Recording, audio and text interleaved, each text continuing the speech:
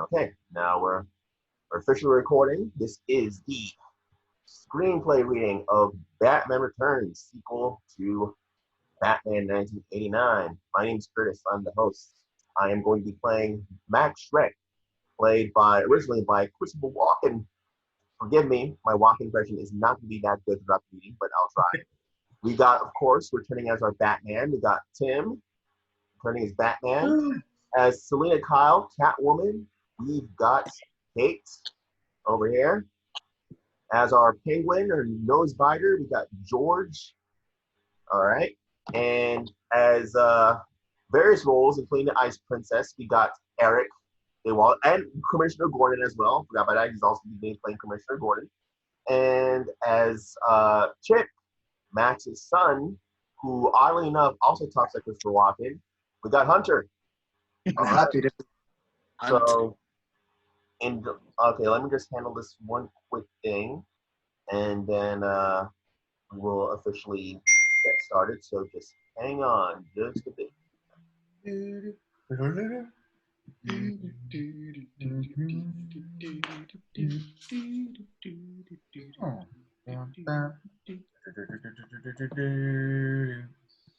Okay, so let's start. This is Batman Returns, written by Daniel Walters, draft from August 1st, 1991.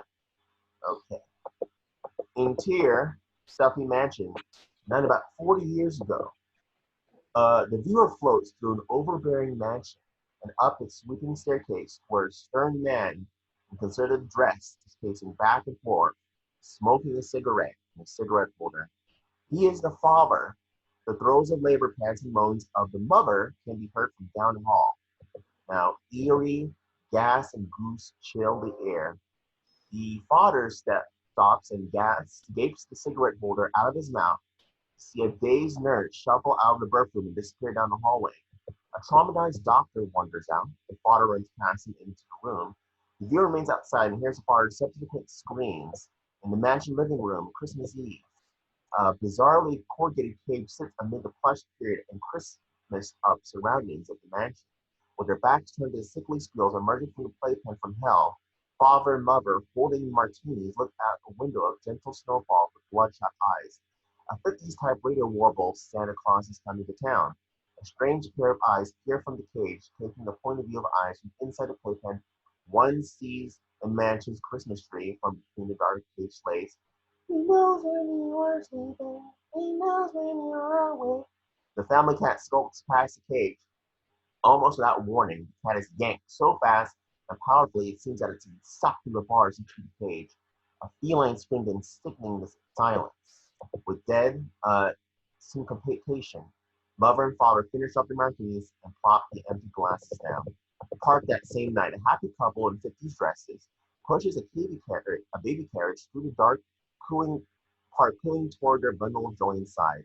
Father and mother struggle from the other direction, creaking forward an ominously close-up, wickedly designed baby carriage that serves to muffle nasty whining and thumping noises. Merry Christmas! Father and mother make a smiling response that collapses as the happy couple passes. They then break at a storybook bridge over a bubbling brook. With dark nonchalance, father and mother each grab an empty carriage and heave it upward. Carriage at night swirls in the air and splashes down a small river. Right side up, the carriage gently rides the tranquil rapids out of the park area. The boss room opens to a tunnel pipe. Sewer at night, the carriage innocently slides through the murky waters of the awesomely cavernous and creepy sewer softly surfing its sides. In a dark lair at night, the resilient carriage spews from a gaping pipe into a moat of water that surrounds a vast patch of snow and ice that is centerpiece of a dark and mysterious lair. The carriage rides a gentle wave onto the sanctuary's Arctic island, into a patch of light from out of the darkness of the lair. Four statuesque emperor penguins with distinguished gray bellies legally approach the carriage and surrounded with spooky authority. From out of the darkness of the opening credits, we go to a display window early in the current era. A Batman logo fills the frame with pretentious soundtrack boom. A playful softball snowballs reverberates against its image as the logo is built to be a hanging centerpiece and display of the window of a store that says Batman sleds, lunchboxes, t-shirts, and ticking to 20 before 7 o'clock. Gotham Plaza, early evening, bathed in pristine snow and packed with the latest shoppers. poinsettia grasping lovers, blessed carolers, and an overwhelming array of Christmas decoration, the intimate plaza center of Gotham City has been dragged, kicking and screaming into a state of beauty and happiness. An all-American dad holds up a bowed Batman sled to an all-American mom. An all-American son rushes up, causing all-American dad to exaggeratedly hide the present behind his back. Just behind them, an adorable little girl takes $1 from her precious little purse and gives it to her Salvation Army Santa. A sweet microphone voice whips out over the plaza. Could I have your attention, Gotham City? From an elevated stage at the center of the plaza evening, a dewy-eyed young lady wearing a snow bunny fur, a tiara, and a banner streaming across her chest that reads Ice Princess continues into her mic. An elegant lamppost plot near the stage takes 15 minutes till 7. It's time for tonight's lighting of the tree. How about that? The merry consumers stop to watch the Ice Princess scurry to an immense, vibrantly multicolored button and it presses it down. This causes a mammoth Christmas tree to light up. The crowd erupts in ahs and oohs. A vertical sewer gate evening, a grand vertical half circle, sewer grate, and an old pair of strange eyes appear, taking the point of view of the eyes through the great slates. One sees a blazing Christmas tree just as one did with the playpen bars. Outside the sewer gate, evening, a pair of black webbed hands, flippers, really curl out around the great bars. Barely poking out next is a twisted bird-like nose and a creepy pair of barely audible lips. I know when you are sleeping. I know when you're awake. The world's most beloved butler, Alfred, marches past the sewer grate, past the paper boy, who boasts of holding a newspaper headline, Penguin, Man or Myth, or something worse. Read about the latest sighting of the penguin creature. He was seen torching a homeless shelter, robbing a blind. Dear boy, sometimes it's a diversion to read such piffle. Most of the time, it's a waste of time. Alfred suddenly feels a chill from behind and below him. He turns to the sewer grate just as the slimy flippers disappear into the darkness. It's near the top of Shreck building at night. The viewer goes from Gotham's bowels to its summit. The top floor of the building, housing the department store, is a tower of ivory with a large, friendly sentinel of a cat at its tippy top. Two men standing in the window, pointing down to the plaza below. Max Shreck's conference room at night. The conference room presents itself in its high-tech splendor. A mighty Shreck Corporation logo of a friendly cat adorns one wall. The two men are Max Shreck and the mayor. Max is the pillar of community charisma. The mayor is more straightforward, less spectacular.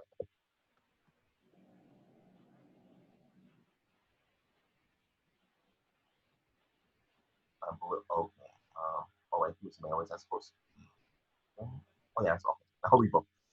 Well, here's hoping with Batman protecting us in all your enterprises, keeping our economy on full boil. Computers might have its first real Christmas in a good long while. I feel almost vulgar, this unit-type context about mentioning new power plant. But if we're going to break ground, well, we've got to break ground. I'll need permits, sciences, tax incentives, that sort of pesky nonsense.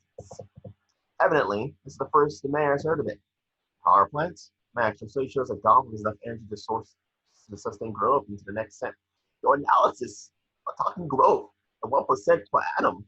That's not growth, that's a mild swelling. I'm planning to head for revitalized Gotham City, so we can light the whole plaza without worrying about brownouts. You like selling brownouts? Do you? Behind them, Max's football hero son Chip, as he Chip off the old block, enters with Selina Kyle, Max's beautiful beneath bifocals and a subdued haircut assistant. He sets down a fresh coffee for Max and the mayor. Maggie, Gotham City of the future, lit up like a blanket of stars for blinking on and off. Embarrassing low on juice. Frankly, I cringe, Mr. Mayor. Chip glanced to a fierce digital clock showing 6:50. Dad, Mr. Mayor, it's time to go downstairs and bring joy to the masses. Max looks at the mayor. What's it going to be? Sorry, you'll have to submit reports, blueprints, and plans to usual committees to the usual channels. This isn't what Max wants to hear, but before he can report... I had a suggestion. Well, really, actually more of just a question. Max turns goggle-eyed at the impertinence. I'm afraid we haven't properly housebroken this child. The plus column, though, he knows how to make one hell of a copy. As Chip follows his father and the mayor out, he tells Selina, read the untouched copy. Thanks. You know, it's not the caffeine that buzzes us. It's the obedience. Now Selina is alone. Shut up, Chip. Then she slapped her forehead with her palm. Actually, more of just a question, you stupid corn dog, corn dog, corn dog. Outside Shreck's department store at night, Max and Son and the Mayor roll out from beneath the Shreck sign through popping flashbulbs and hacky Gothamites. Max smoothly hands a 50 and second bill to a Salvation Army Santa. Santa checks the second bill. It's a single. Watch your step, Dad. It's pretty grotesque. Max gracefully sidesteps an island of melting sludge and follows oozing stream down to the sewer gate. Below in the sewer, the silhouette of a squat, gnarled figure responds to an equally drizzled by flapping open an umbrella in shadow. The stage at night, as Max and the Mayor move, both smiling to the dice. I have enough signatures from Shreck employees alone to warrant a recall. That's not a threat. It's simple math. Maybe, but you don't have an issue, Max, nor do you have the candidates. The elegant clock behind them says 5 minutes till 7. Max and Mayor both pick the Ice Princess's cheek. Now the Mayor takes the mic. Pours joyful. The man who's given the city so much is here. Keep giving. Welcome Gotham's own Santa Claus, Max Shreck. Max outer office night. Selina suddenly scribbles obey on a post-it pad, which she then sticks on the edge of her computer beside upper girlishly machistic post-its like don't get jokes and save it for your diary. Selina pouts at the sound of the cheering crowd. A phone rings. She just stares at it, then pass it to a legal pad sheet with the word speech scribbled on top of it. Selina pops to it in a panic. Darn. Stage at night. Max the Mayor and his staff proudly hurl small wrapped boxes into an eager audience. Max then stops and zip a hand-sized portfolio is empty. He then gives a calm, clenched teeth kiss to Chip. Forgot my speech. Mommy, get out. Santa Claus. Afraid not. I'm just a poor schmo who got a little lucky. Sue me if I want to give a little back. I only wish I could hand out more than just expensive baubles. I wish I could hand out world peace. Unconditional love. Wrapped in a big ball. The sewer below the stage at night. The umbrella close to a reveal of POV of the babbling Max up through the stage side sewer grid. Oh, but you can. Oh, but you will. His clammy flipper rises up, barely into life, to flick open a rusted, ornately battered timepiece. 1 minute till Gotham Plaza, a gargantuan Christmas present with colossal red bow, is suddenly seen floating into the plaza. Citizens turn their heads from the stage to gasp and wonder. Behind the adorable little girl, Alfred reaches a parked Wayne Rolls Royce and tosses it in his present. He pulls out the ticket from the windshield with a huff and looks after the big present orderly. The alarms on the clocks in the Batman store window go off at 7 o'clock. And on the stage, the Mayor admires him again, grudgingly. Great idea. Not mine. Max drops a present and lands atop the sewer grate below. And the sewer below angle on the shadow of the face of the man one calls Penguin. On the plaza, one can make out motorcycle wheels turning beneath the box, even some moving feet. When suddenly the front of the box tears open with a rebel yell, a gang of surly carnival denizens with red triangles tattooed over their left eyes blitzkrieg the crowd, which includes Alfred, who protectively bolts toward the little girl. A strong man covered in tattoos emerges out of the box to slam the all-American dad and swipe his Batman sled with strongman and uses to hammer down Santa Claus. Before the department store, obviously Selina rushes out with Max's speech. A trio of scowling bikers buzz her to the ground. The Batman sled crunches against a frosty police windshield, and the disgruntled Commissioner Gordon spurs out into his radio. What are you waiting for? The signal! Gotham Sky Night, the renowned Bat Beacon blazes on the edge of the night. In the Wayne Manor at night, the Bat Beacon can be seen through the elegant mansion window. Its reflection is picked up in an ornate mirror in the grand living room and then falls to another, strategically placed mirror. The reflection glows against the face of a sitting in darkness Bruce Wayne. He moves out of the lights. Through the gate of great bars, the beacon is in the sky can be made out, accompanied by strange squawks. Oh, Batman, you're gonna piss on my parade? The plaza night. A fire breather smashes open a big hole in the Batman store display window with his fire rod. He sticks his rod in his mouth, then blows a cloud of flame onto the Batman merchandise. Amid the chaos of whimpering, victims, and dropped shopping bags, a fleeing ice princess shoves elderly woman to the ground.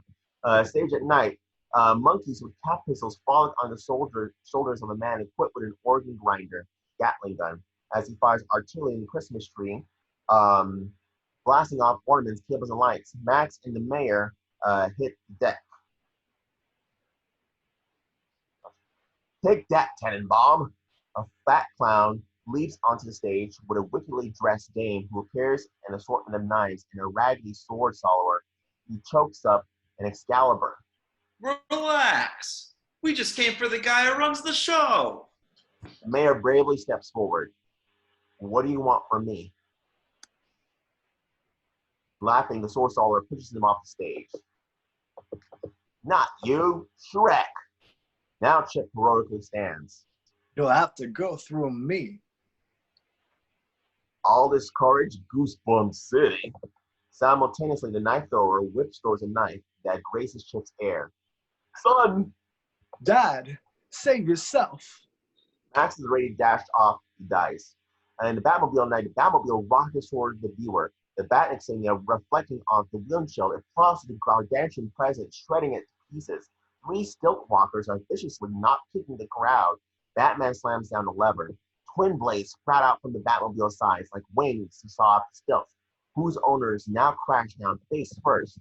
Out of the slots, Batman fires through a whooshing array of small black metal frisbees into the heads of some carnival gangsters and bikers.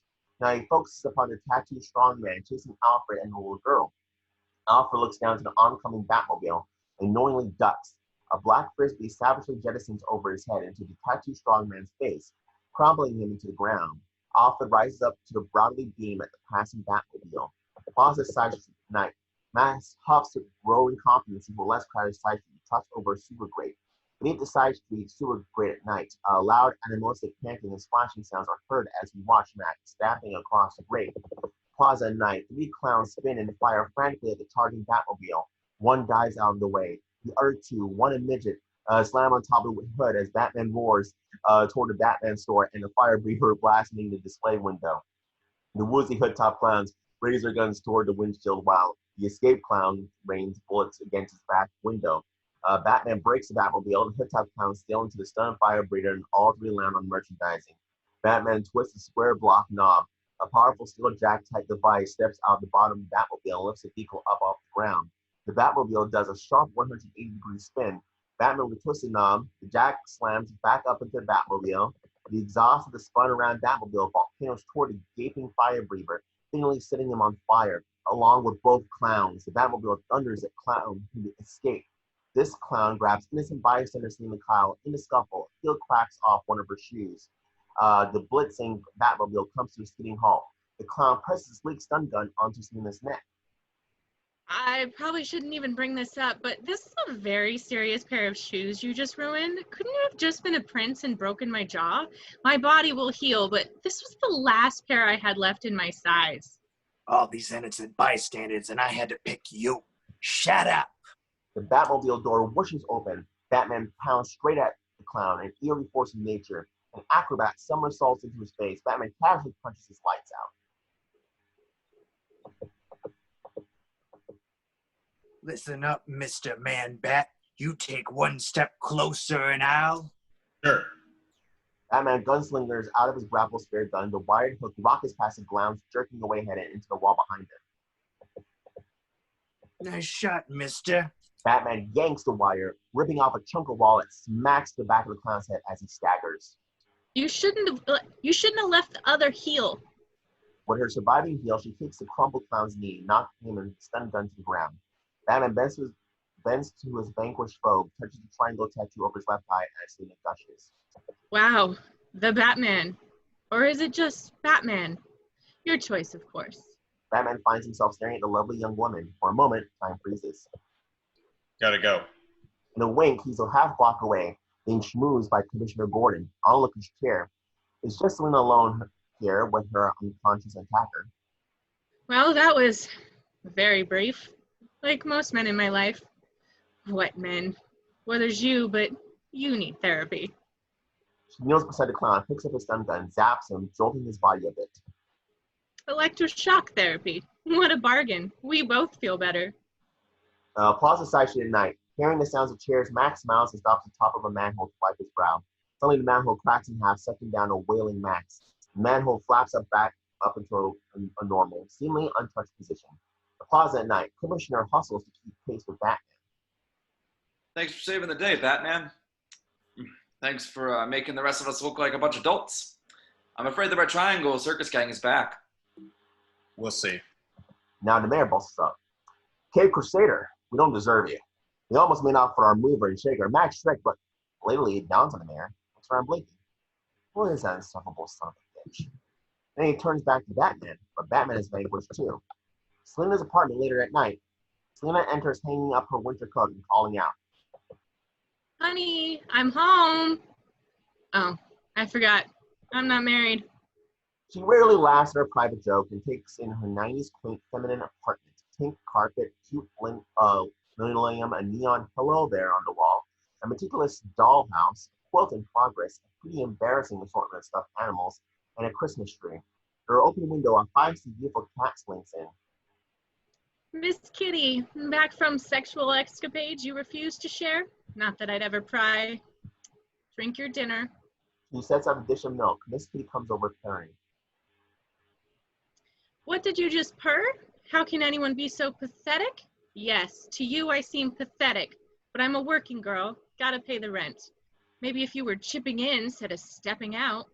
She passes childhood photos of a younger, happier Selina on a trampoline on a horse on a mountain face, then turns on her answering machine. As it plays, she opens her Murphy bed, turns down the covers. Selina, dear, it's your mother. Just calling to say hello. Yeah, right, but I'm disappointed you're not coming home for Christmas. I was looking forward to discussing your life, to hearing just why you insist on languishing in Gotham City as some lowly secretary. lowly assistant, thank you. She fast forwards to, Selina, about that Christmas getaway planned? I'll be going alone. Dr. Shaw says I need to be my own person now, and not an appendage. Some appendage. As she fast forwards. Party never stops on Selina Kyle's answering machine. Guess I should have let him win that last racquetball game. On to next message. Selina, we missed you at the rape prevention class. It's not enough to master martial arts. Hey, Alfred knew those moves and he died fat. You must stop seeing yourself as a bitch. Onward. Miss Kitty compassionately snuggles beside her as... Hi, Selina. This is yourself calling to remind you, honey, that you have to come all the way back to the office unless you remember to bring home the Bruce Wayne file, because the meeting's on Wednesday and Max will freak if everything pertinent fact is not in your lovely papered fingertips. Selina fires her stun gun at the answering machine, jolting off again. She slaps her forehead with her hand, then goes up to the closet, puts her coat back on as she exits. The file, you stupid corn dog, deep fried corn dog. Old Gotham Zoo at night. The viewer is suddenly walking over the creepy paranormal of an abandoned zoo expo area. We whoosh downward to the decrepit Arctic World Pavilion, and through its colossal crack observation window, the Penguin's lair at night. We continue to squirm down the walls of the lair, where Penguin found his home before settling into a tight glimpse of Max Shreck slumped over the edge of a block of ice. Max teeters up to an consciousness, glancing to his side to see a Grand Emperor Penguin curiously staring at him. Max yelps. Penguin yelps back. Calling himself, Max turns to face forward, then screams again. The block of ice is revealed to be a strange conference table populated by the Red Triangle Circus Gang, including a disturbingly radically poodle and its matching owner, a rattled poodle lady, the organ grinder and his two monkeys, the tattooed strongman, the sword swallower, the knife-throwing dame, the fat and thin clowns, the three stoat walkers, Flame, the snake woman, and the four ND acrobats. An awesome CD electrical generator wires to a massive air conditioner releases sparks with a malevolent hum. The gang snickering now faces a respectful silence.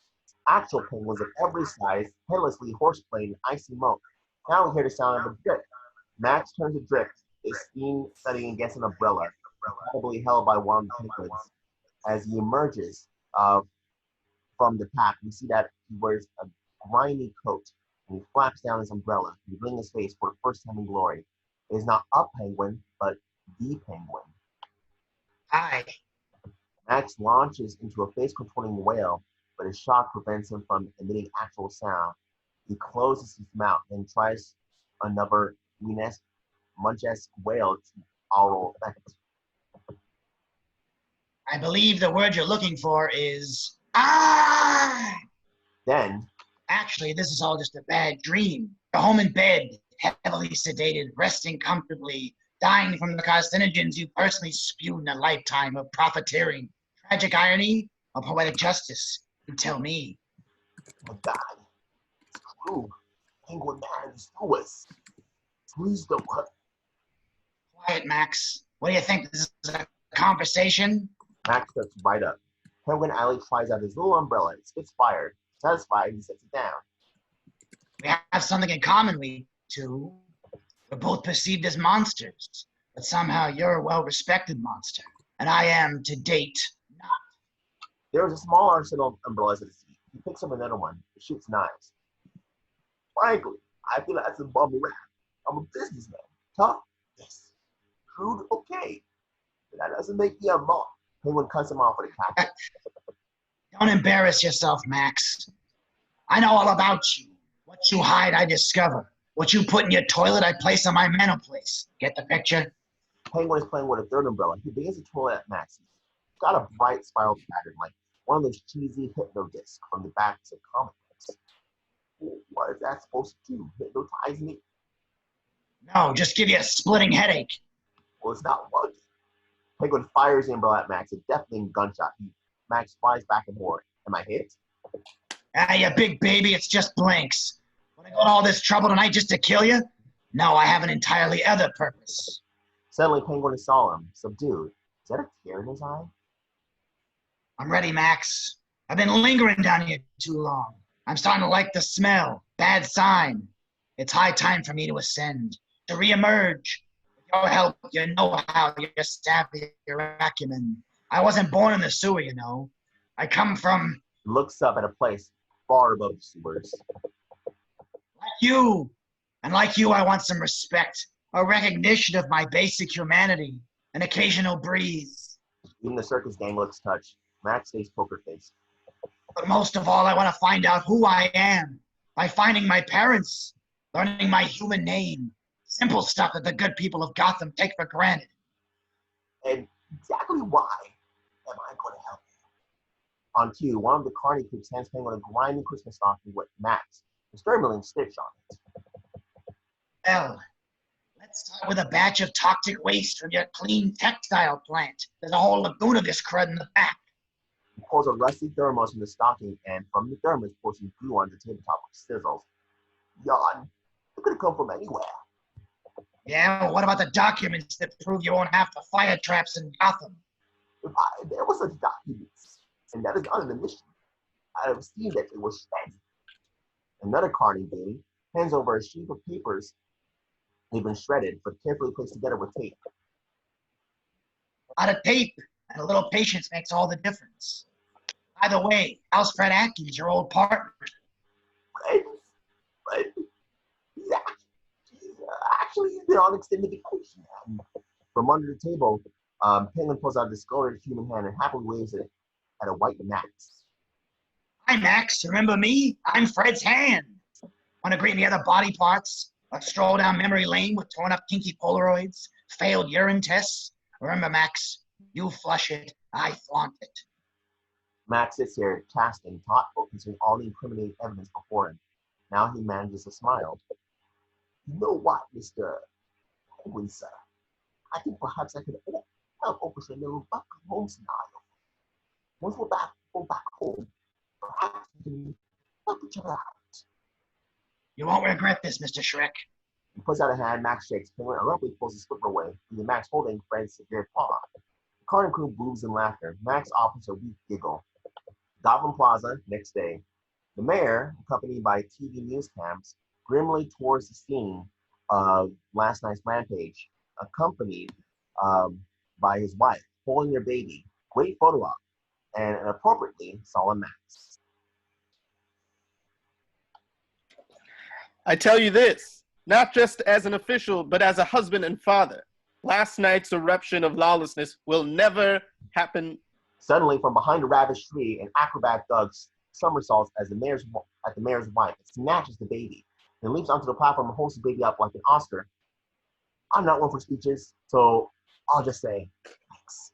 The mayor lunges for the attacker and gets a pivoted kick to the ground. The thug races through a frightened crowd and falls into an open manhole as bystanders gather and try to paint the darkness below. We hear, "Hey, ow!"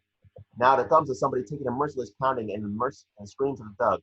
Now he comes scrambling out of the manhole, dazed and empty-handed, and madly dashes away.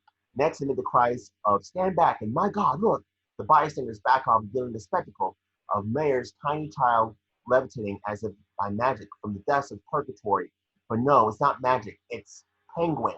He holds up the baby aloft in one yucky but powerful flipper. Wayne Manor living room that night.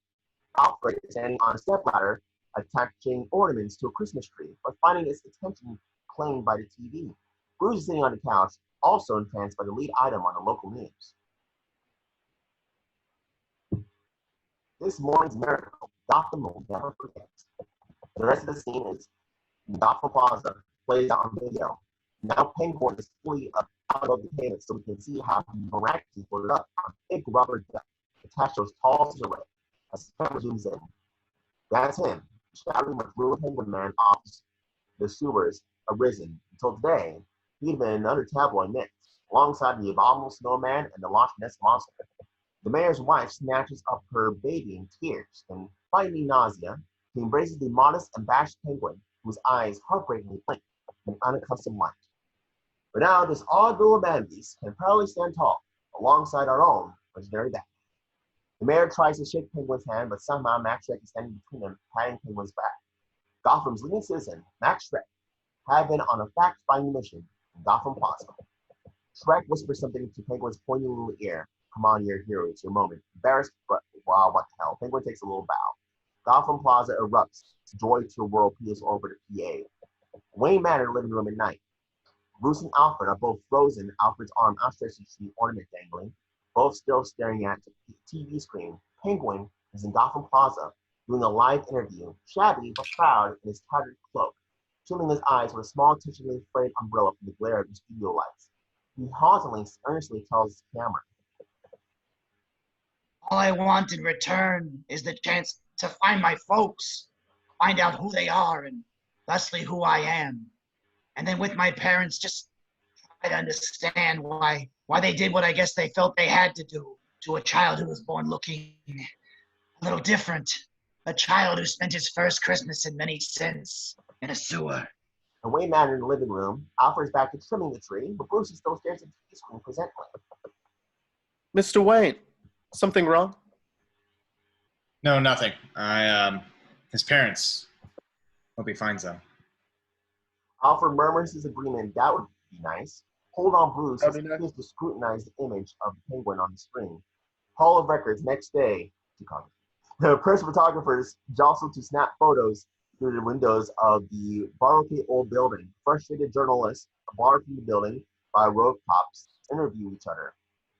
What do you think he'll do to his mom and dad when he finds them? What would you do to your mom and pop if they flushed you down the poop chute? An aggressive reporter tries to sneak in through a side entrance. He's grabbed by two Shreck security guards. Penguin is not to be disturbed. The Hall of Records is a public place. They're violating the First Amendment, abridging the freedom of the press. Suddenly, Max Shreck is standing here, surrounded by a posse of his own sympathetic reporters who jot down every pearl. What about freedom to discover your roots with dignity and privacy? What's the deal, Mr. Shreck? Is the Penguin a personal friend? He throws his tape recorder up to Max's mouth. Shreck smiles. Yeah, he's a personal friend of this whole city. Come on, buddy. He flicks out the reporter's record button. Give the Constitution a rest. Okay, Christmas. Hall of Records Day. You find Penguin alone in the vast, silent main hall. Seated at an enormous table surrounded by files marked birth certificates. Hundreds of thousands of birth records of Gotham citizens, past and present. and Penguin is patiently checking each certificate, thumbing through them all with his slimy left flipper. His right flipper is wrapped around the pen. Every so often, Penguin pauses and jots down another name on a legal pad. So single-minded in his shirt, he doesn't hear the muffled cries of his name through the windows from reporters. Resolved. It's night now. A cloak of darkness to the oversized windows. Even the press has gone home. But Penguin is still here. He hasn't budged. Still methodically flipping through all those birth certificates and still jotting down names, male names, boy names on a legal pad. He's filled many pads by now, a tall stack of them. By eerie light of a single table lamp, he keeps writing, Gotham at night. The Batmobile simply cruises down the deserted street. And the Batmobile moving as Batman drives. Alfred faces comes across on a screen inside the Batmobile.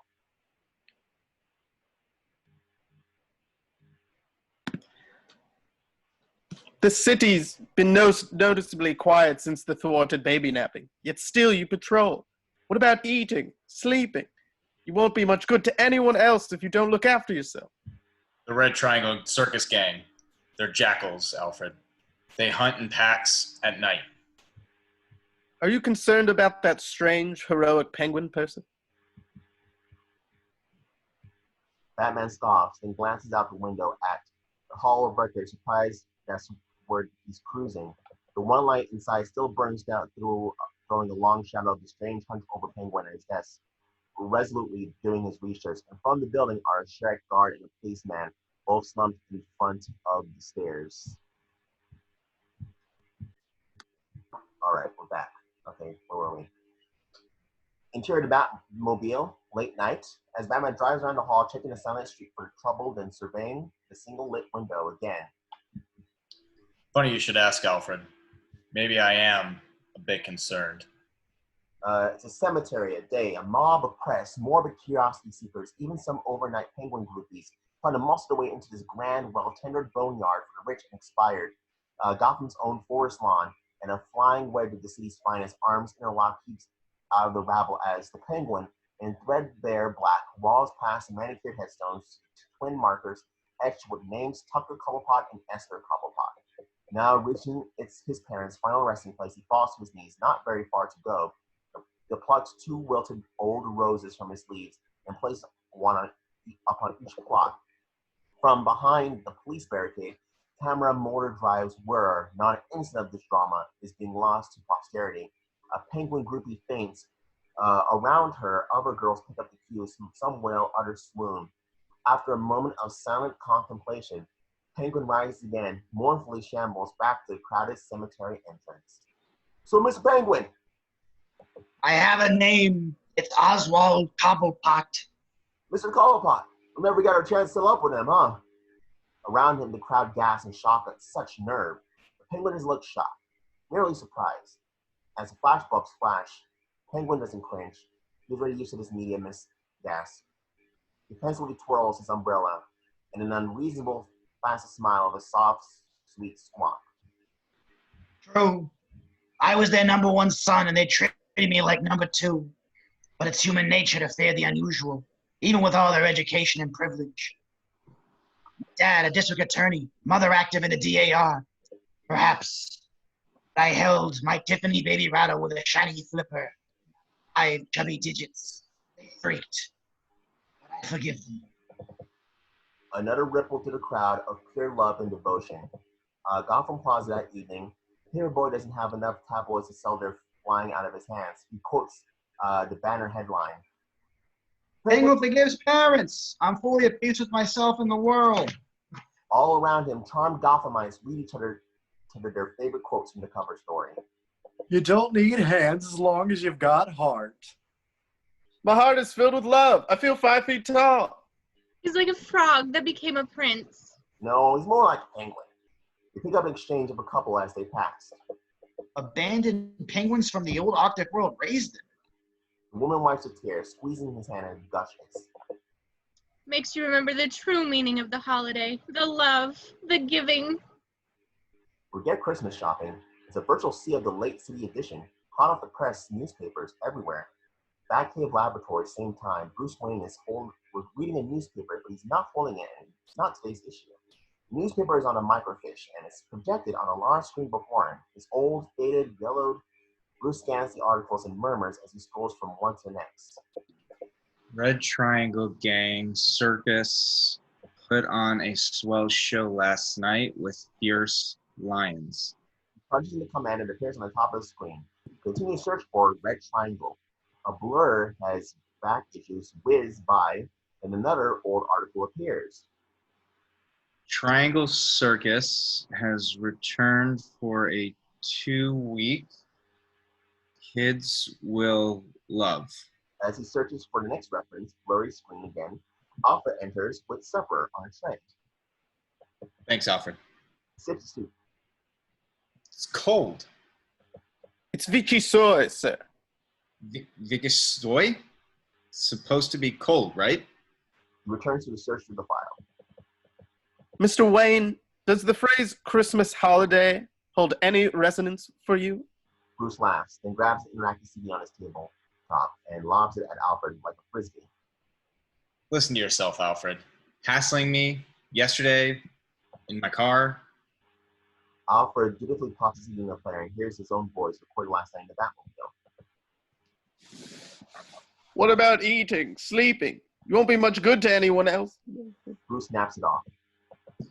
I learned to live without a mother a long time ago. Thanks. Tense, he turns back to the next article on screen. Circus is back with a freak show that may not be suitable for your kids, featuring a bearded lady, the world's fattest man, and an aquatic bird boy. Turns to Alfred. What do you make of that? Alfred shrugs. Why are you now determined to prove that this penguin, Mr. Cobblepot, is not what he seems? Must you be the only lonely man-beast in town? But Bruce is waiting gross in the next article on screen.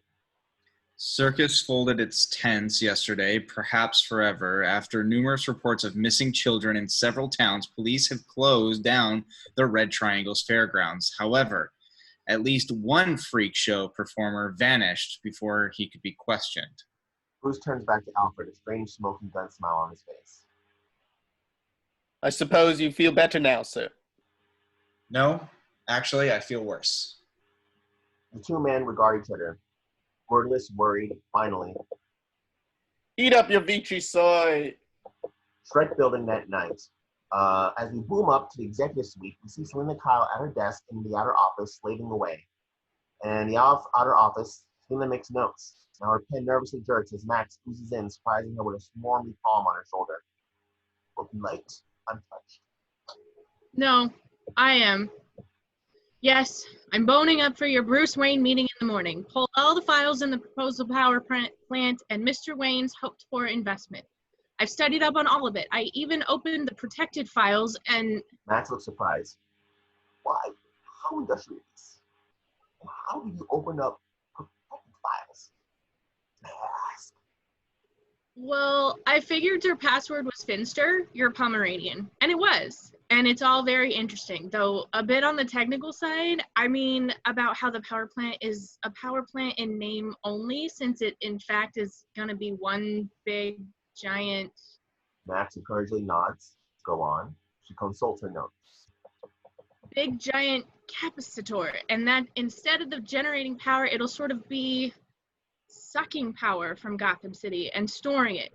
Stockpiling it, sort of, which, unless I'm being dense, is a novel approach, I'd say. Who would you say this to? Selina is suddenly a tad less certain of her position. As Max lights a match and sets her notepad afire. She swallows. Well, nobody. Max drops the charred notepad and moves toward her. What did curiosity get at? I'm no cat. I'm just an assistant, a secretary. And a very, very good one. Too good? Max nods. You got it, baby cakes. Selina backs away. It's our secret, honest. How can you be so mean to someone so meaningless? I must protect my interests, Miss Kyle. And interest number one, more. Selina is up against the window now, her back to the pane. Okay, go ahead. Intimidate me. Bully me if it makes you feel big. I mean, it's not like you can just kill me. Action. It's not like that. Tense silence. Then Max smiles. Selina wipes away a tear. For a second, you really frightened. Max savagely pushes Selina out through the window. Shreck alley at night. Selina rolls downward through shattering glass and snowflakes with tragic beauty. Her fall is luckily slowed by a protruding flagpole with a smiling Shreck cat logo on its flipping flag. Then she luckily lands in a deep snowdrift.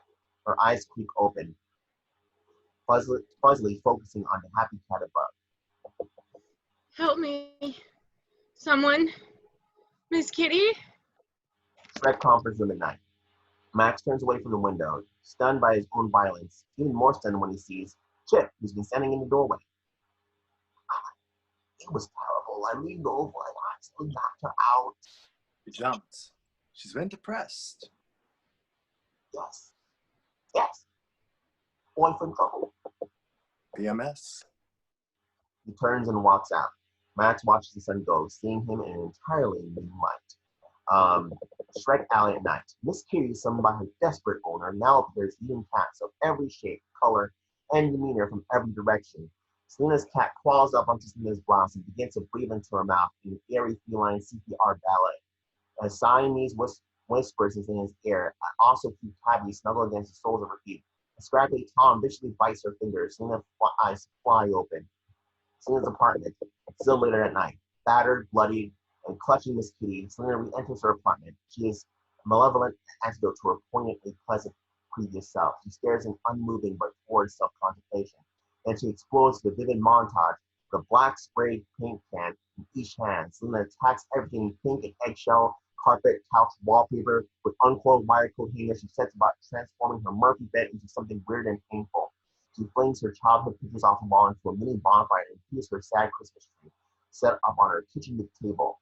She lustily shoves a stuffed unicorn into her garbage disposal. The carnage of utter execute toy creatures are spread about. Miss Kitty races about, carrying in delight. With a sewing needle, Selina repeatedly stabs her doll's house, annihilating the micro-detailed rooms. In close-up, the rooms seem to be invaded by a giant silver missile. Next, with the same needle, we see her stitch together something slinky, stretchy, and black. Then she assaults her feel-good neon sign with bare fist. She punches out the last letter of the first word and the first letter of the second, turning hello there into hell there. Selina's apartment next morning day. As the sun rises through the window, Selina sits in a lotus position on the floor of her very redone apartment. She's wearing her simple black pantsuit cat suit. She slides a pristine bowl of milk to her content cat and speaks in a sultry voice, her captain voice. You're muted. Cate. There we go. I don't know about you, Miss Kitty, but I feel so much yummier. Gotham Plaza, morning day. Mechanics hustle about the tree, trying to fix it. Bruce Wayne gazes at his hapless exercise and moves past the torch back merchandising for the Shreck building. Otter office day. Max and Chip stare expressionless out the shattered office window. Snow has listened to the office. I hope nothing I don't know icky happened to her devoured by shredded reindeer or Bruce. Bruce Wayne has just entered as he shakes with Max, his eyes drift through the window. Primitive ventilation. Damn those tawny Bolsheviks. The other night throwing bricks at my windows.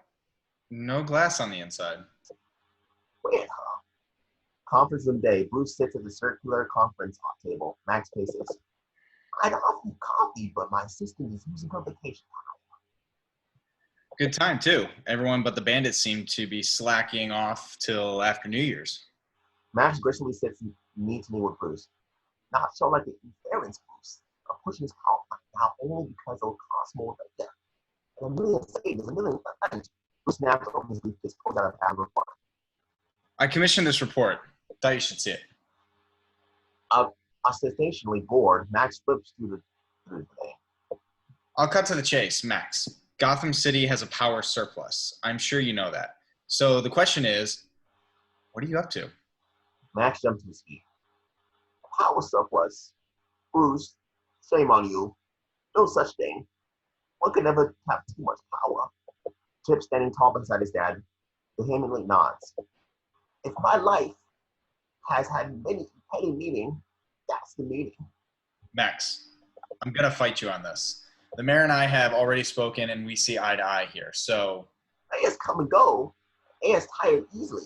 Really think a fight waiting like you could last 15 rounds and we'll have a Shreck. I'm not scared of you, Max. He shuts his briefcase and stands. Not compared to that Cobblepot person you're promoting. Scared of Oswald, are you? Why, if his parents had an 86 and you might have been movies at school. Oswald is linked to the Red Triangle Gang. I can't prove it, but we both know it's true. Wayne, I was there for months in his office. My assistant went there. She'd already have you going out to...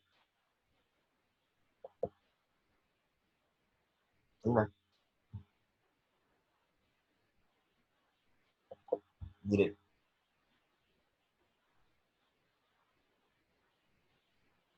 Wherever he wants.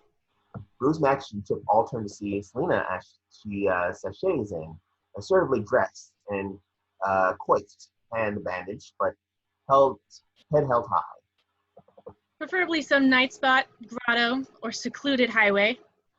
You look good in a suit.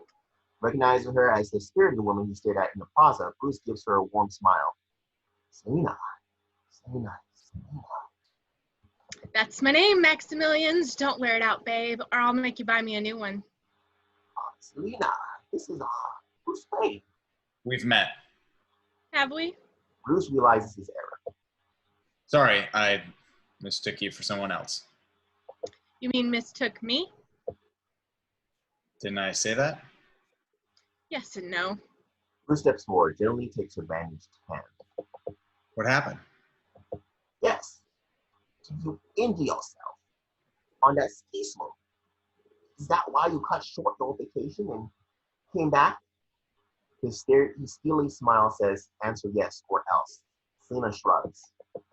Maybe that broken window over there had something to do with it, or maybe not. It's blurry. I mean, not complete amnesia. I remember Sister Mary Margaret puking in the church, and Becky Riley said it was morning sickness. And I remember the time I forgot to wear underpants to school. And the name of the boy who noticed, Ricky Friedberg. He's dead now. But last night, complete and total blur. Max Trace looks at Chip, then, Selina, please show out this way. Outer office, Selina sees Bruce in the elevator. They scope each other. You don't seem like the type who does business with Mr. Shreck. No, and you don't seem like the type who takes orders from him. Well, that's a long story. Well, I could free up some time. I'm listed. I'm tempted. Selina backs toward the conference room. I'm working. Bruce backs into the corridor. I'm leaving. Corridor day, Bruce punches down the button to punctuate syllables. Selina. The car arrives, he gets in, suddenly remembers something. Fights the closing doors, dashes out. Outer office, same time, Selina stops to spitefully squeeze a few drops of blood from her fingertips into the percolating coffee. Suddenly she looks up, realizing that Bruce is standing here. Embarrassed, he jokes. Pouring myself into my work. I didn't catch your last name. Oh, Kyle. She minds making a telephone call. Rhymes with dial. Bruce signals, gotcha, then backs out. Conference room, same time, as a brooding Max dials out. Goodbye this blurry business? Woman, nothing surprises me, Chip. Excepting your late mother, who even knew Selina had a brain damage. Bottom line, she tries to blackmail us. We drop her out a higher window. Meanwhile, I got bag of fish to fry. Yeah, Oswald, please. Storefront office building, campaign headquarters. A two-story warehouse space with a particularly funky top floor. A dozen red triangle carny keeps roughhouse on the filthy loft floor. Others crawl in and out through a vent. Penguin is sitting by an open window enjoying the brisk winter air as he reviews a stack of legal pads, cross-referencing them against the Gotham City white pages and scribbling down addresses next to the boys' names. The organ grinder lofts to the phone to Penguin. For you, boss. Yeah, what is it? I'm busy up here. Shreck conference room, same time. Max smiles. Good. Stay busy up there. Storefront office building. As Max continues voiceover, we slowly boom down to the ground floor as a far shiny, super classic, freshly painted space. I got plans for us below. A lone volunteer takes red, white, and blue bunting around the perimeter of the room. Bunting never looked so ominous. Quilly boomed back up to the funky top floor. And swell. Later. He slams down the receiver, then he goes back to the phone book and his list. Another alley night, where a relatively normal-looking mugger slaps his hand over a female victim's mouth and rummages into her purse.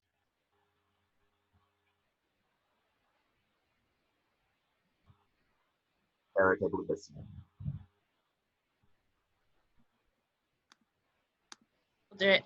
Help, Batman. Now, pretty young thing, nice and easy. Please, don't hurt me. I'll do anything. Suddenly, the mugger squeals in pain. His hand is yanked out of the purse by a stinging whip that's wrapped around his wrist. With a screech, Catwoman suddenly lands around the mugger's neck, twisting him down into a brutal tackle. I just love a big, strong man who's not afraid to show it with someone half his size. Huda. Catwoman smiles politely and puts away her whip. Be gentle. It's my first time. The mugger charges up at Catwoman, who savagely rockets and back gas would fix the toaster by myself delight, then a flurry of talon scratches across his face that sends him squealing to the asphalt. Tick, tack, toe. Thank you, thank you, thank you, thank you. I was so scared. Catwoman swats the female victim back against the wall. You make it so easy, don't you? You pretty, pathetic young thing. Always waiting for some Batman to save you. The female victim is quaking, mouth twitching in fear as Catwoman leans forward. Victim cringes, expecting the worst, and Catwoman throatly whispers into the female victim's ear. I'm Catwoman. Hear me roar. Then gaily cartwheels out of the alley into the night. Storefront office building, campaign headquarters next day. The strong man pumps iron, rippling the belly dancers tattooed on his biceps. The acrobat walks onto his hands across the filthy floor pass. Max walking Penguin down the stairs with one hand over his Thursday slits of eyes. Don't look, Oswald, this is a surprise. Big bag of fan mail, filthy lucre. Wait, don't tell me. Broad? We follow him down to the sleepy ground floor storefront, campaign headquarters. Max lifts his palm off Penguin's face. Ta-da! Penguin's eyes pop up. We reveal the storefront. The window is draped for secrecy as Cobblepot from Mayor campaign headquarters. Bunting, balloons, posters proclaiming Ozzy versus the Insiders, desks, Macintoshes, and fresh scrubbed college kid volunteers, who now burst into tears and applause for a speechless Penguin under all that ruckus. Yes, adulations across the board. God knows I know. But someone's got us a plan of power standing in the way of progress, Mayor. And don't deny it, Mr. Cobblepot. You've got the magic. Max, elections happen in November. What, late December? Or have I inhaled too much swamp gas in my time? Suddenly, a stylish, slick, and instantly loathsome pair pop out of nowhere with decorative accessories. Josh and Jay. Keep the umbrella. Works for you. I'm Josh. Here, reclaim your birthright. He sticks a gold cigarette holder in Penguin's mouth as they flutter around and Penguin instinctively fidgets. I'm Jen. Stand still while I slip on these little glove thingies. He's tugging two stuffed Mickey Mouse gloves over the Penguin's fingers and trying to suppress her gag reflex.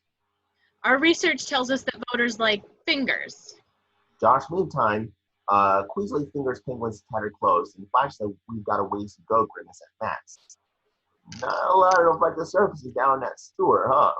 Jen chuckles. Penguin joins in on the laughter. The volunteers laugh too.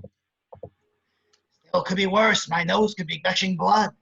Your nose could. What do you? Penguin suddenly thumbs on Josh's cute snout. The volunteers gasp. Oh, not everyone. While Josh faints in the background, Max leads Penguin away to a quiet corner and confides. You're right. It's the regularly scheduled election, but elected officials can be called, impeach, given the boot. Think of Nixon, Hitcher, Barry, and think of you, Oswald Cobblepot. And the boy. Penguin nods. He's thinking about something else quite like that. And that Jen chick, maybe we could take a tumble. He furtively glances over at Jen, swabbing Josh's blood. Wonder if it's worth my time. We need signatures. Overturn the ballot. How do you supply those, Oswald? My French flipper trick. Oswald, we need one more thing. A platform. Let me see. Stop global warming. Start global cooling. Make the world a colder place. Frigid. That's fine, Oswald, but to get the mayor we call, we still need a catalyst, trigger, an incident. Like the Shreck fire, go. Doing great, Mayor Cobblepot. Your table is ready, Mayor Cobblepot. I need you, Oswald. I need you now. That's the biggest parasol I ever... Suddenly Max's words sink in. Penguin points at the ceiling. So you want those lawless, mindless, homicidal imbeciles up there. You want my old friends. Want them to humiliate the powers that be. Drive the mayor into a foaming frenzy. You want my hideous cohorts to go haywire. Max smiles. Precisely. But they must come and go be the pudding ducks that I've provided. That should be as scared as the separation between church and state. Want to go apeshit. Not so ballistic. Do permanent damage to little old ladies. Loot, pillage, annoy people in a big way. Sounds fun, but Max looks at him, but to what? An evil shadow falls over Penguin's face. We drift in on his slitted eyes as... My own quest to pursue up here. It's crucial I not get sidetracked with some silly... Sidetrack? Oswald, this is your chance. To fulfill a destiny that the virus fearlessly discarded. Reclaim my birthright, you mean? Imagine, we'll have the ear of the media, access the captains of industry, our new limited pool time. Penguin quickly sighs. I want to be the mayor. I want to be the mayor of Gotham City. Then looks out at the city and makes a benediction. Burn, baby, burn. All right, everyone. All right, now back. Exterior, Never Gotham Street night. Wearing protective goggles, the organ grinder twists out some music as his monkeys dance. Then cringes down on his organ box, causing an interstellar machine to explode. His monkeys hop up to snatch flaming cash. All this dough is burning a hole in my pocket. In the campaign headquarters at night, upstairs, Penguin stands by the open window watching the destruction.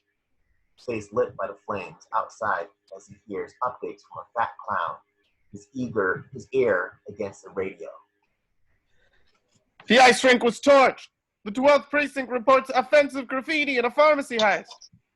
Penguin makes a fist with phony fingers. Love to get my flippers dirty. Bust someone's doll, eat someone's pet. But action must be balanced with discretion. He moves back to his desk, resumes writing.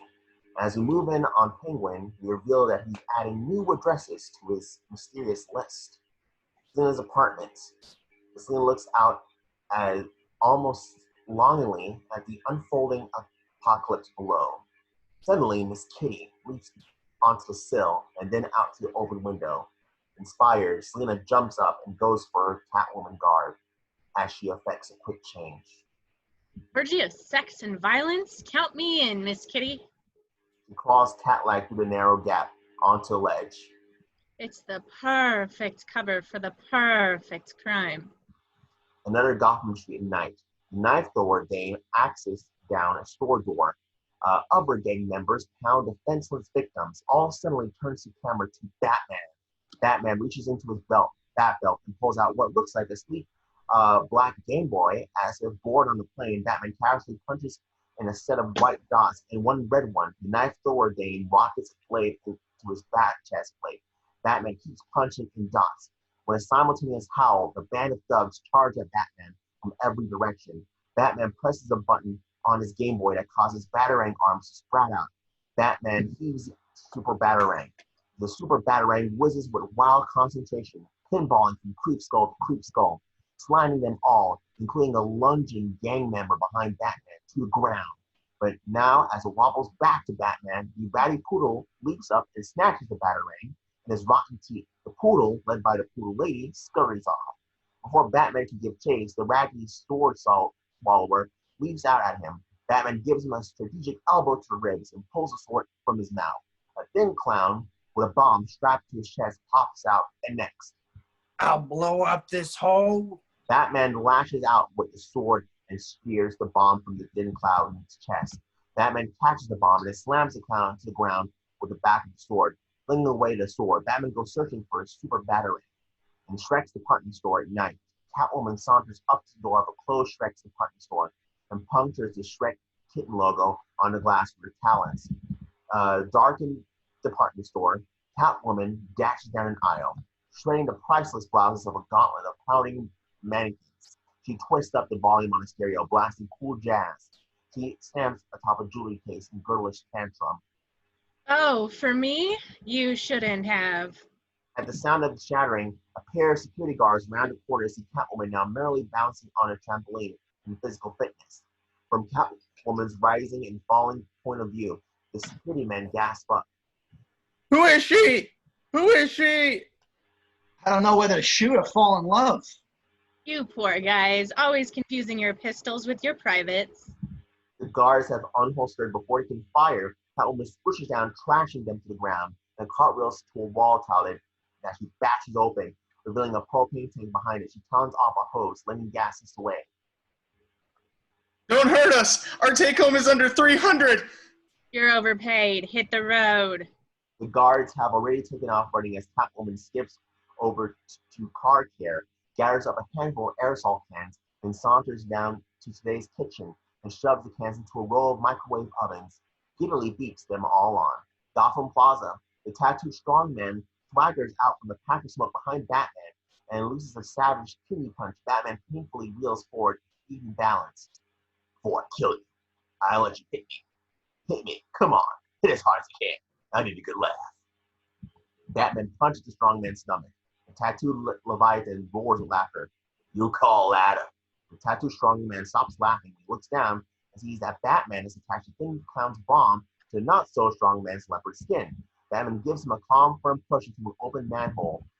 An explosion geysers out of it. Batman turns from the blast. At the precise moment, Penguin meanders out of the darkness, casually shaking debris off his umbrella. They stop dead at the sight of each other. Admiring your handiwork? Touring the riot scene, carefully assessing the devastation, upstanding mayor stuff. You're not the mayor. Things change. Good to meet you. We'll be working hand in glove Gotham's glorious future. Batman doesn't shake. The city gestures at the plumes of smoke all around the plaza. Once you were a freak. Now these clowns do your bidding? Must feel pretty good. Better than you know, Bat Boy. What are you really after? Ah, the direct approach. I admire.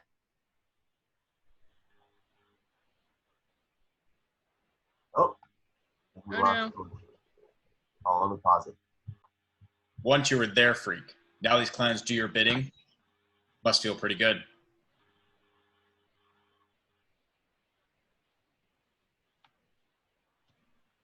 Better than you know, Bat Boy. What are you really after? Ah, the direct approach. I admire that in a man with a mask. But you don't really think you'll ever win playing it your way. Things change. Penguin is fashioning a retort when both men suddenly turn, mesmerized at the sight of Catwoman coming toward them from out of Shreck's department store.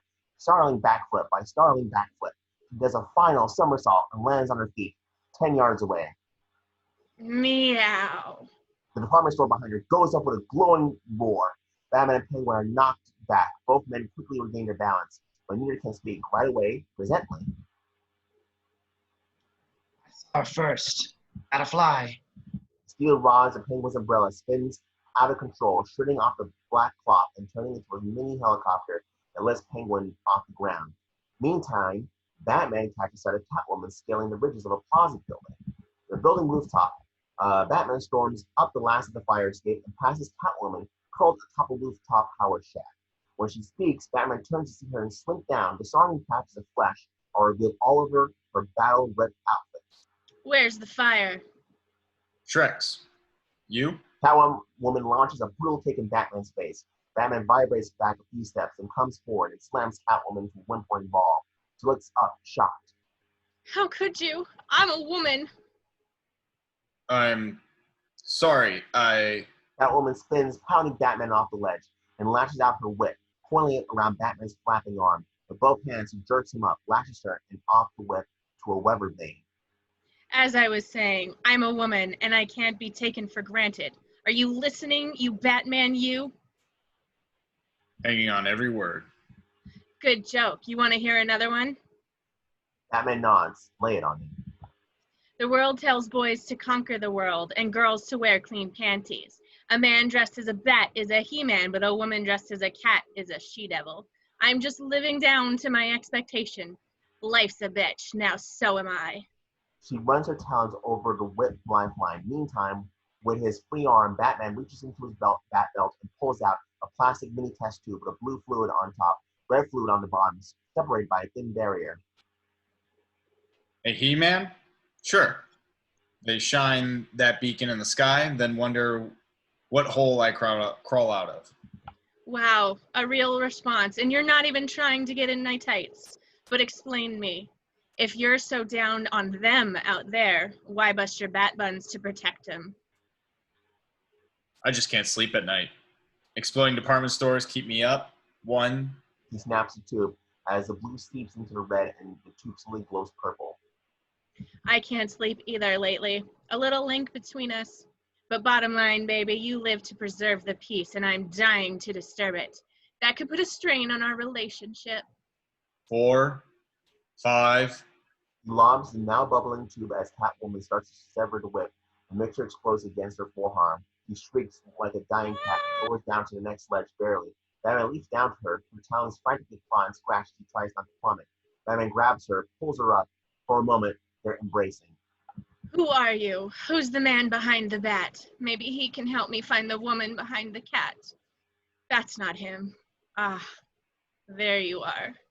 Her talons poise the edge of Batman's armor just above the waist. Suddenly, Catwoman thrusts. Batman roars with pain and fiercely swats Catwoman away, off the building. No! He watches in shock as her body hurtles toward the ground.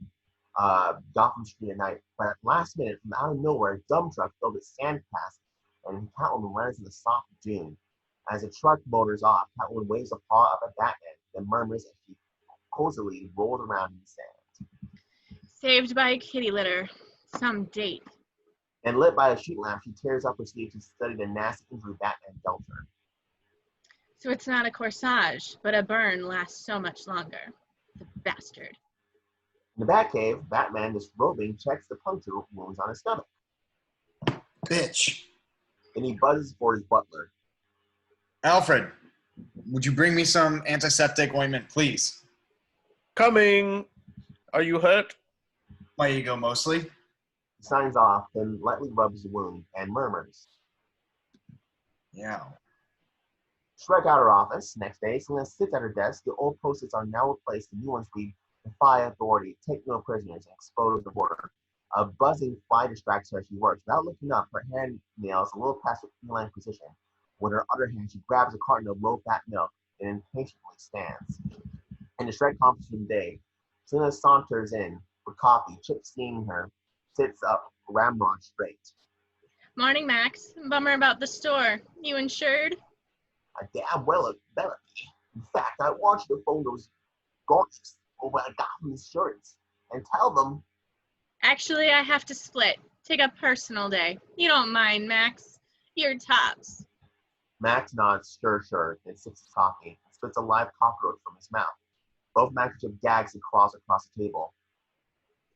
Those darn exterminators, they swore the machine was shipshape. With that, she turns and saunters out. Campaign headquarters at noon. After last night's rampage, the curtain has come off the window revealing the storefront as the nucleus of a new political movement.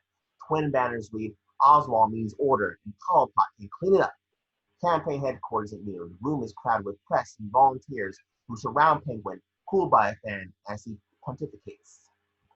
I may have saved the mayor's baby, but I refuse to save a mayor who stood by helpless as a baby, while a band of hooligans flushed our fair city down the tubes of debauchery and devastation.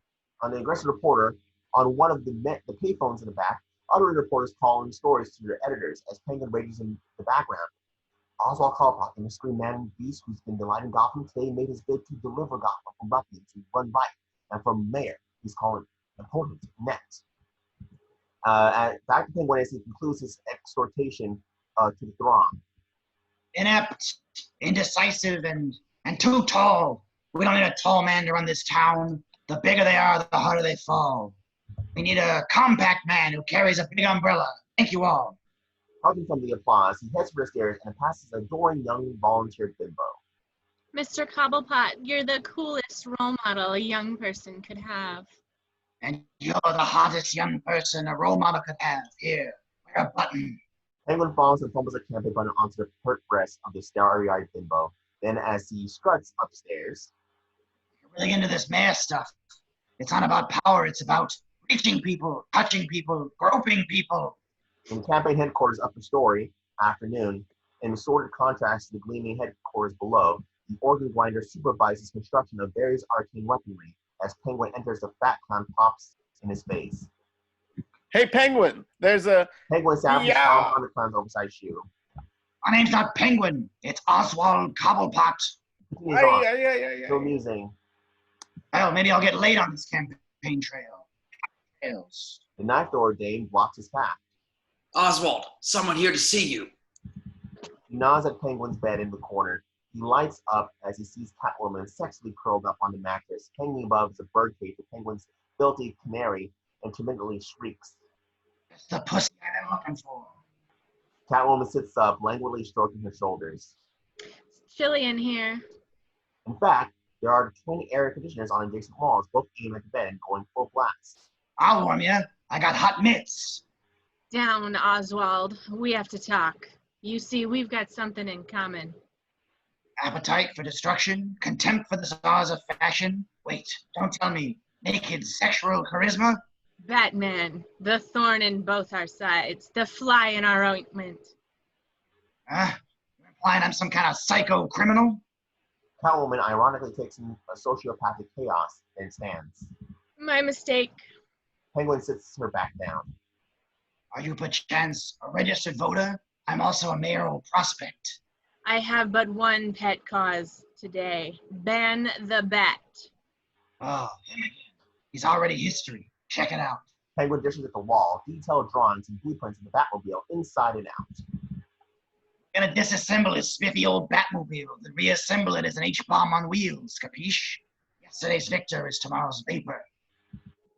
He'd have more power as a martyr. No, to destroy Batman, we must first turn him into what he hates most, meaning us.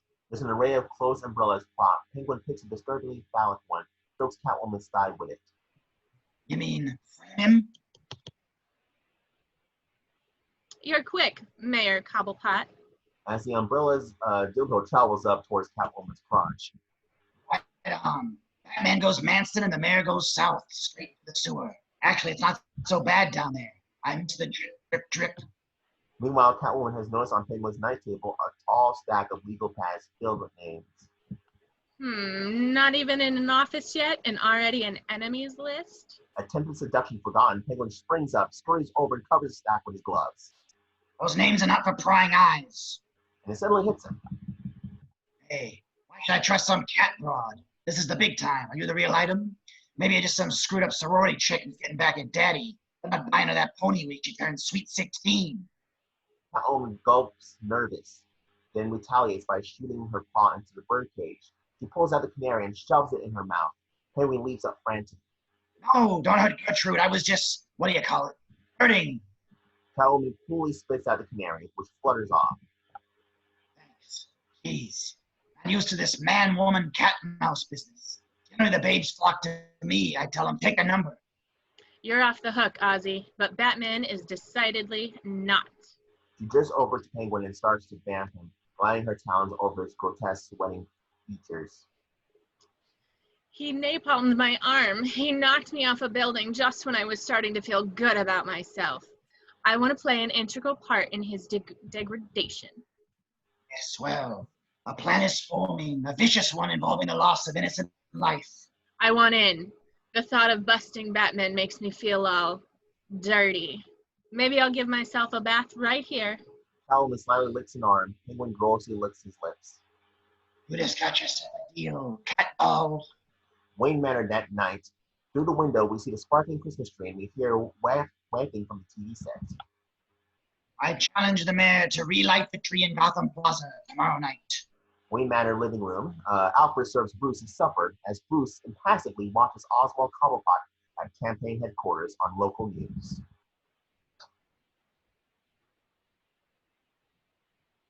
He must prove that under his administration we can carry on our proud traditions without fear. Not that I have any faith in the mayor, but I pray at least that Batman will be there to preserve the peace. Alfred notices his boss quietly seething. Sir, shall we change the channel to a program with some dignity and class? The Love Connection, perhaps. Bruce quietly tells the painted image on the screen, Very subtle, Oswald. then moodily clicks off the TV. The shops of Gotham Plaza, naively giddy children and guardedly amused parents browse a damaged but not defeated line of plaza shops. Father, mother, and boy, a family highly reminiscent of young Bruce Wayne and his doomed parents, drift to a magically intact toy store window. Bruce Wayne sidles up beside them and sadly contemplates the cozy menage. He turns and looks not through the window but at it, at the reflection of himself. In the corner of the window reflection, the reflection of Selina Kyle standing across the street. Her back turned, she is also looking toward a store window. Noticing her, Bruce turns from his window. A store across the street at Day. Selina grimly stares at her reflection and asks, Why are you doing this? Bruce touches her shoulder, startling. Selina, hi. Didn't mean to. Scare me? No. Actually, I was just scaring myself. I don't see how. Anyway, it's a treat to find you out in the world, away from Ebenezer Shreck. Treat to be here. They give in the stroll together. What's the story? Holiday blues?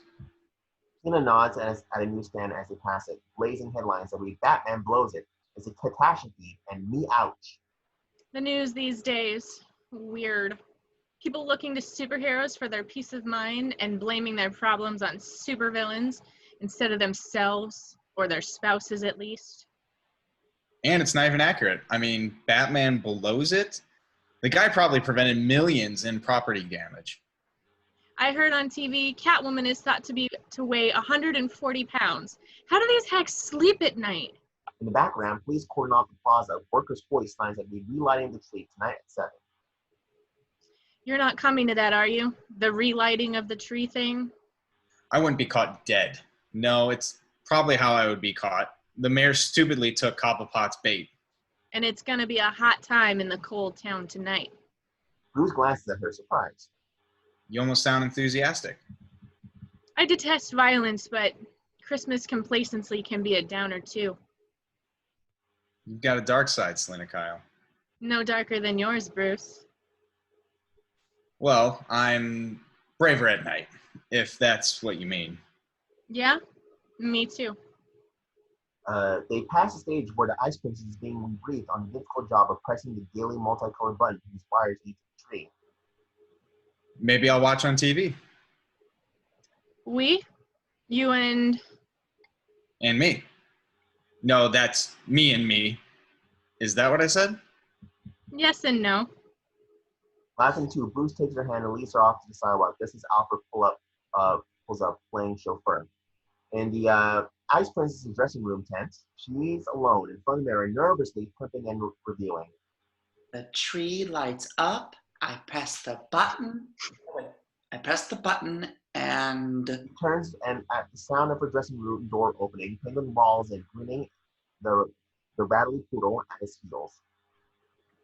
who are you? Talent scout. Oh, come in. You know, I don't just like trees. I studied the method by mail, but Penguin wrests the stolen batarang from the poodle's jaws. what is that, a camera or something? Say cheese. The Ice Princess strikes a pose. Wayne Manor, living room. Nat King Cole on the stereo does his romantic Yuletide thing. Bruce and Selina, in matching mellow melancholy moods, sit close on the couch, opposite a blazing hearth. Alfred refills her eggnog and discreetly ducks out. I'm sure he's wonderful company and all, but doesn't the gold-plated bachelor bit get a little stale? Somewhat. Like the lonesome secretary syndrome, I'd suppose. Executive assistant. Secretary. Girlfriend? Had one. Didn't work. What went wrong? Hang on. I think I know. You kept things from her. Nope. I told her everything. And the truth frightened her? Well, how can I put it this way? There were two truths, and she had trouble reconciling them because I had trouble reconciling them, Vicky said. Vicky. Ice skater or stewardess? Photojournalist. Sure. Now they both laugh. Selina tries to get serious again. Well, was Vicky right about your difficulty with duality? If I said yes, then you might think me a Norman Bates or a Ted Bundy type. And then you might not let me kiss you. Selina responds by leaning forward and planting a wet one on Bruce's mouth that lingers. When her lips finally part, It's the so-called normal guys who always let you down. Sickos never scare me. At least they're committed. Ah, then you've come to the right lonely mansion. they fall into another kiss. Now Selina starts to undo his shirt, but Bruce remembers his Catwoman move and stops her. They kiss some more. Then he starts to unbutton her blouse, but she remembers her Batman burn and stops. They pull apart. I never fool around on the first date. Nor I on the second. What are you doing 3 dates from now? Selina hops off the couch and crosses the room. Weren't we gonna watch the relighting of the tree? He flicks on the TV, and then there's pandemonium in the plaza. On the TV screen, an anchorman standing in Gotham Plaza is jostled by frenzied crowds as he shouts, "We We repeat." repeat. Huh? Say, Curtis. Go ahead. We repeat, the Ice Princess has been kidnapped, and it only gets worse. Commissioner Gordon, can you confirm the reports we're hearing of Batman's suspected involvement in the abduction? We go live to an Ashton police commissioner in front of the Ice Princess's tent. The evidence is purely circumstantial. We found this stained with blood in the missing girl's dressing room. He holds up a baggie that contains Batman's stolen Batarang. In Wayne Manor, the living room, Selina looks quietly shocked. How could she forget? Corn dog. Bruce is big too, but plays it cool. Selina, I'm just going to go check on those chestnuts Alfred is roasting. He slouches out. Wayne Manor foyer. Bruce sprints to the frame, nearly finding his butler. Sorry, Alfred. I have to go. I have to get to the plaza. You heard Penguin. He was practically begging me to show. Which is why I hoped you'd snub him. Afraid I can't. There's been a kidnapping. Tell Selina, Miss Kyle, that some business came up. No. Tell her some major deal fell through. She'll feel sorry. No. Here's what you do. Just tell her. Let her know that I, not in a dumb be my girlfriend way, but I will relay the message. all right. Thanks. Bruce bolts. Living room at night. Selina waits a moment and sneaks out into the foyer where she bumps into Alfred. Alfred, hi. Kyle, Mr. Wayne told me to tell you that. Mr. Wayne, Bruce, yes. Would you tell him for me that I've been going through a lot of changes and... No, don't say that. Just... This is not a rejection, my abruptly leaving. It's... In fact, tell him he makes me feel the way I hope I really am. No. If you whip up a sonnet or something, a dirty limerick... One has just sprung to mind. And Selina laughs, exits. Batcave, opening his ball, Bruce breaks out the Batsuit and begins to get into it. Selina's Volkswagen.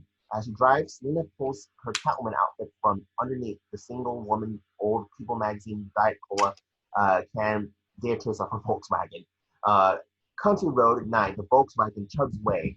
Gotham Alley. The Batmobile coasts into a deserted alley. Batman bounds forward and activates the car's security shields. Gotham Plaza. Klieg lights sweep the plaza as though everything was fine. The rattle mayor is at the mic, trying to maintain calm. People, fellow citizens, there's no need for panic. This can still be a party that Gotham will remember for. His tremulous voice overwhelmed by shrieking feedback. Gotham Alley night, led by the Poodle Lady. The ratty poodle hobbles to the mouth of the alley. There's the Batmobile. Behind them comes Penguin's perverse crew, each holding a toolbox. Knife thrower dame climbs atop the security cloak with a crude laser device. She jimmies a laser, and with a whoosh, the shield sputters off. Each gang member sports a meticulous drawing on a protruding headpiece so he can scan the card while twirling with both hands. The Red Triangle gang begins taking apart the Batmobile. Atop a Gotham Plaza building, hidden in shadow, Batman cautiously surveys the crowd. Amid the feedback, sentence fragments wrap up from the PA. Princess will. Batman will be taken for questioning. Now, Batman notices a building across the alley. In one open window sits a bound and gagged princess. Batman fires across the grapple to the ledge above. Gotham Alley. The Batmobile has been dismantled like a post-Thanksgiving turkey. Wires are twisted, clamps are added. The piece de resistance is a beacon antenna that is placed carefully beneath the vehicle. At the loft ledge, the viewer catches Batman on the last squeak of a swooshing ride into the loft night. All that's in here are the Ice Princess and the chair she's lashed to. Batman pulls out her gag. She babbles her things as we bring up the whine of sirens below as Batman struggles to untie the many knots twisting her. Gotta hurry. I was set up to look like I did this. No sweat. I'll just tell the police I was kidnapped by an ugly little birdman with fish breath. Did someone say fish? He drops from the ceiling. Yummy. I haven't been fed all day. Then she picks out at Batman, but the came-to-play Crusader grabs her heel and twists her down, face first. Eat floor. High fiber. Catwoman springs up, pouting. Hey, stud, I thought we had something together. We do. He headbutts her. But Catwoman quickly recovers, then backflips to the princess and talons her free. Tosses the chair at Batman as she drags the squealing princess through a door. Gotta go. Girl talk. Guys keep out. Batman swats away the flying chair and hustles after them. The door is dead bolted. He crunches it open. Fire escape at night. Catwoman wrenches a resisting, squealing ice princess up a fire escape. Batman rumbles after them, a floor behind. Gotham Alley at night. The gang busily backtrack, restoring the Batmobile to its original state. Knife thrower Dame reactivates the security shield as the gang skedaddles. The fire escape at night. Batman crashes up the last flight onto the building rooftop. Catwoman has vanished. The Ice Princess stands here, near the lip of the building, shivering in her skimpy costume. She let me go, I think, because I reasoned with her, girl to girl. Okay, just slowly move toward me, away from the edge. As the Ice Princess takes a tentative step forward, Out, lawn dart. he steps into the light and lofts an umbrella. The sharp point sticks in the roof, an inch from the princess's big toe. The umbrella automatically opens, releasing several live baby bats that swarm up at her. No, don't panic. Batman bounds to her aid, but the Ice Princess steps back away from the bats, losing her balance. One skipping Clegg catches Batman as he rushes at the Ice Princess, arms outstretched to save her. The other Clegg lights the princess herself as she topples off the building. Gotham Plaza. A huge crowd is gaping up at the terrible scene. Batman! Batman pushed the princess! The devastating mayor and his staff follow with their heads the trajectory of the princess, which corresponds to that of their careers. Her body slams down onto the gaily multicolored button. This makes the Christmas tree come to life, but not with lights. Instead, a legion of eating bats blow out from the tree's branches and swooping on upon the crowd, or violently rearranging 100 hairdos. Building rooftop at night. Both Batman and Penguin stand there on opposite ends of the roof, looking down on the mind-boggling pandemonium. Bats with wings, do your things. Batman turns on Penguin to irreparable injury, but the rooftop floor flies open, hiding Penguin, and a squadron of cops drop into combat position. Wait! Hold your fire! Too late, the volley of bullets violently ripple against Batman's armor, sending him over the edge of the building. He clangs onto a terrace railing that lands on another, a terrace at night. The enfeebled Batman tries to stand, but is gently pushed back down by Catwoman's sexy straddle. You're catnip to a girl like me. Handsome, dazed, and to die for. As she leans down to kiss and cast out a lick on his lips, Batman sees above her head a hanging sprig of mistletoe. A kiss under the mistletoe? Mistletoe can be deadly if you eat it. But a kiss can be even deadlier if you mean it. She unfastens his bat belt, that was in the movie, flings it off the terrace. Terrace at night, still straddling the winded Crusader. You're the second man who killed me this week, but hey, no problem. I've got 7 lives left. I've tried to grab you, save you. Seems like every woman you try to save ends up dead or deeply resentful. She savagely pulls him up. Maybe it's time to retire. She viciously claws at his face and mask, but Batman thinks back and does a reverse swan dive off the terrace. In the air at night, as Batman falls, a pair of balsa wood-enforced black clove night kite wings extend out and open. And in the plaza below, Gotham citizens gape at the bizarre sight of Batman flying amid his real-life counterparts. Gotham Alley at night, Batman continues to swoosh ever downward. He edges out before the crowd. Parallel to the ground, Batman glides into the alley for a skidding quasi-crash, leaving him barely conscious. The black balls of Batwings crunch into pieces in the tumble. The Batmobile looms at the end of the alley. The terrace at night. Catwoman turns away from the scene of Batman's disgrace. You said you were going to scare the Ice Princess. Penguin is standing here with a battered Tiffany box. I kept my word. The lady looked terrified. He opens the box, revealing a hideous engagement ring. Let's consummate our fiendish union. I wouldn't touch you to scratch you. I ought to have you spayed. You sent out all the signals. Did I? Only 'cause my mom trained me to with a man. Any man. All men. Corn dog. Enough self-hate. Catwoman redirects her rage at Penguin. Me? Domesticated? By you? I doubt it. You repulsive, awful penguin. The name is Oswald Cobblepot. He hooks the umbrella's handle around her neck. It automatically curls into a tight semi-noose, and the ribs start to spin, shredding the panels. It's now a tiny helicopter. And the wedding's been called off. Catwoman is yanked up into the air. Penguin wistfully waves farewell, then mopes away. Gotham skyline at night. Catwoman rolls through the Gotham sky. She painfully stretches out with her claws and tears open the strangling handle.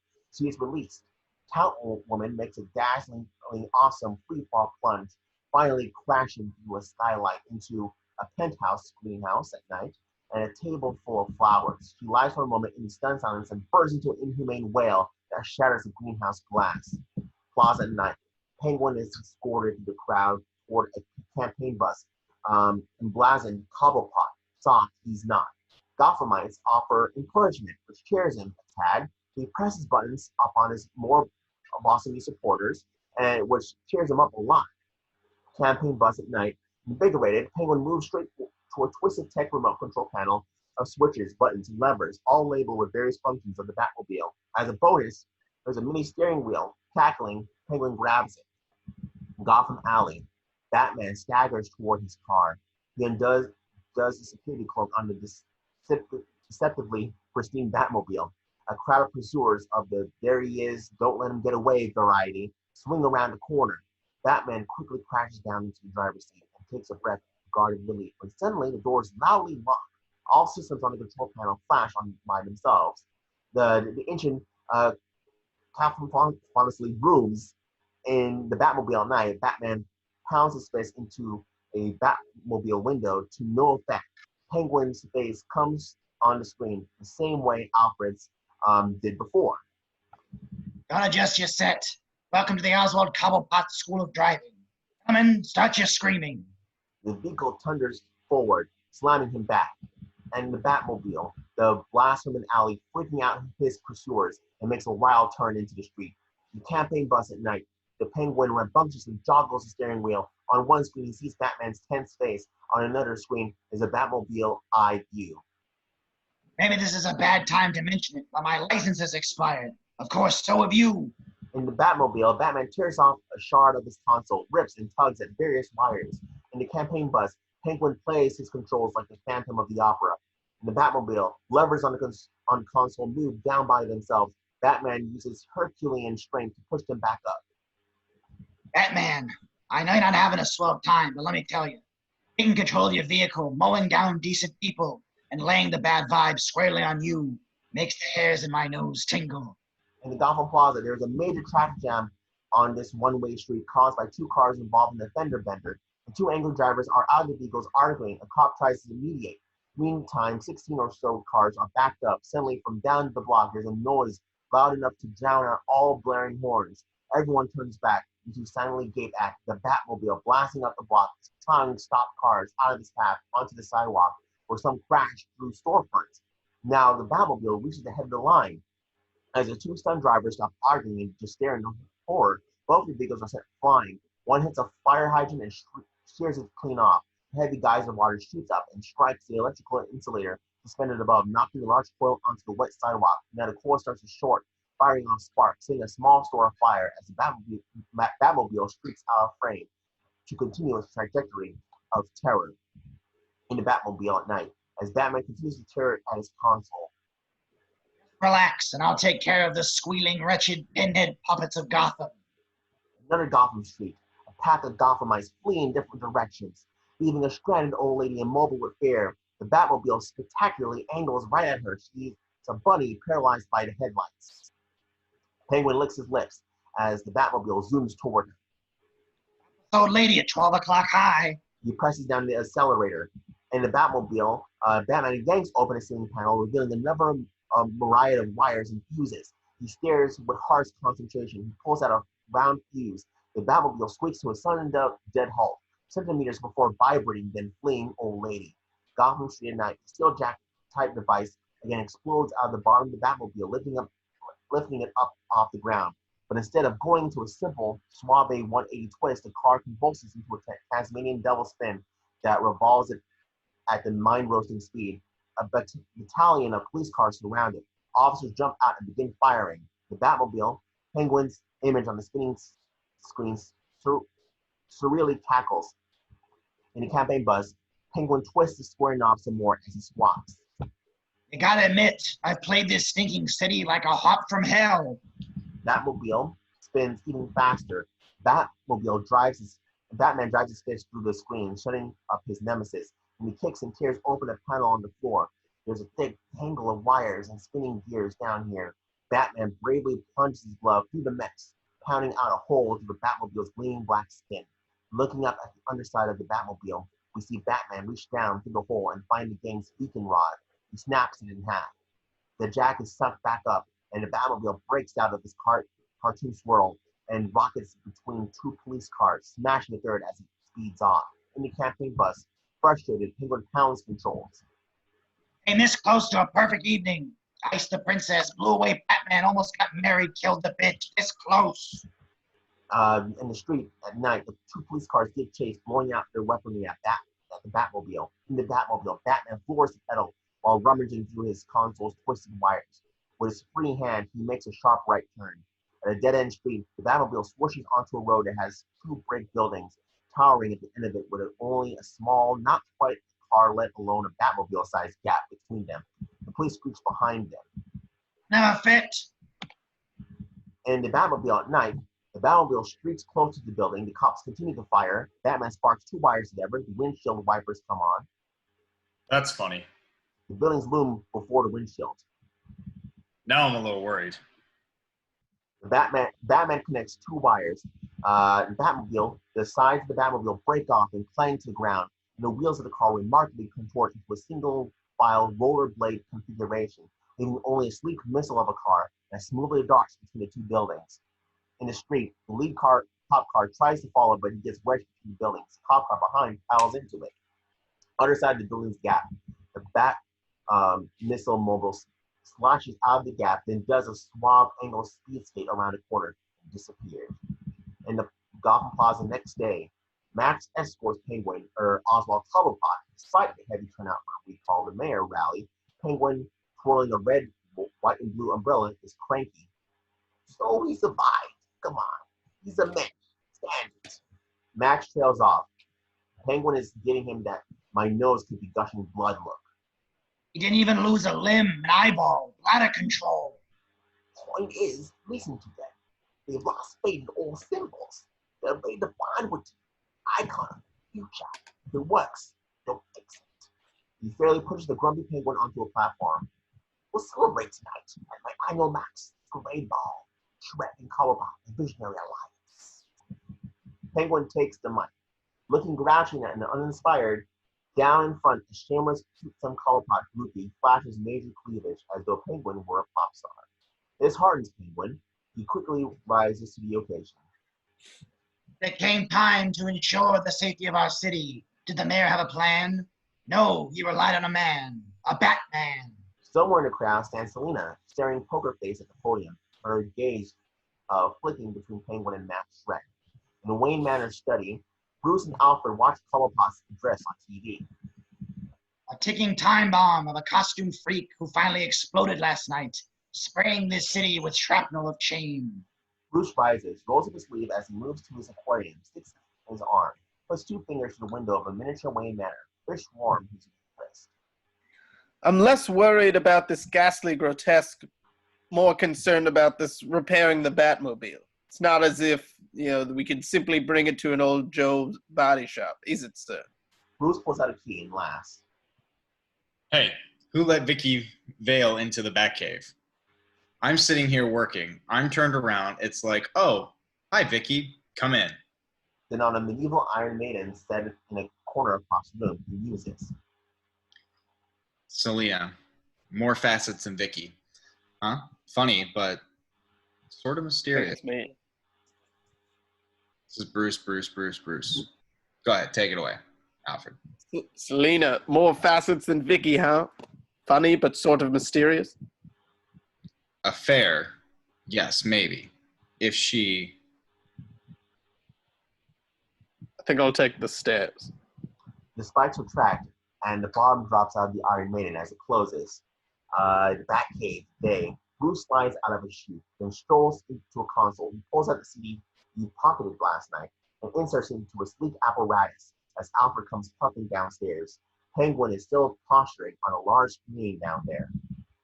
You ask, am I up here for personal glory? Ha!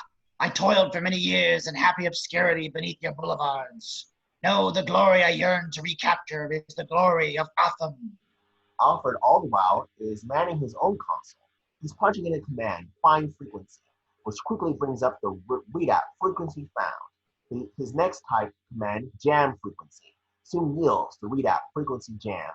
Alfred nods to Bruce, time to play. Bruce presses play. Gotham Plaza stage. How can this be accomplished? I know you're all concerned. Suddenly his mic goes dead, but his voice keeps ringing out over the plaza, somehow. Hey, just relax and I'll take care of the squealing, wretched pinhead puppets of Gotham. Penguin is stunned. Wait a sec, I didn't say that. But nobody can hear his unamplified voice over the recorded one from last night. You gotta admit, I've played this stinking city like a hop from hell. As his campaign workers back off the stage, the puff of Oswald Cobblepot reverts to the limping, twisted Penguin. Batcave, like a sophisticated rap club DJ, Bruce scratches the CD. Gotham Plaza Day, a single phrase loudly resounds again and again as Penguin helplessly stands here, lips moving but unheard.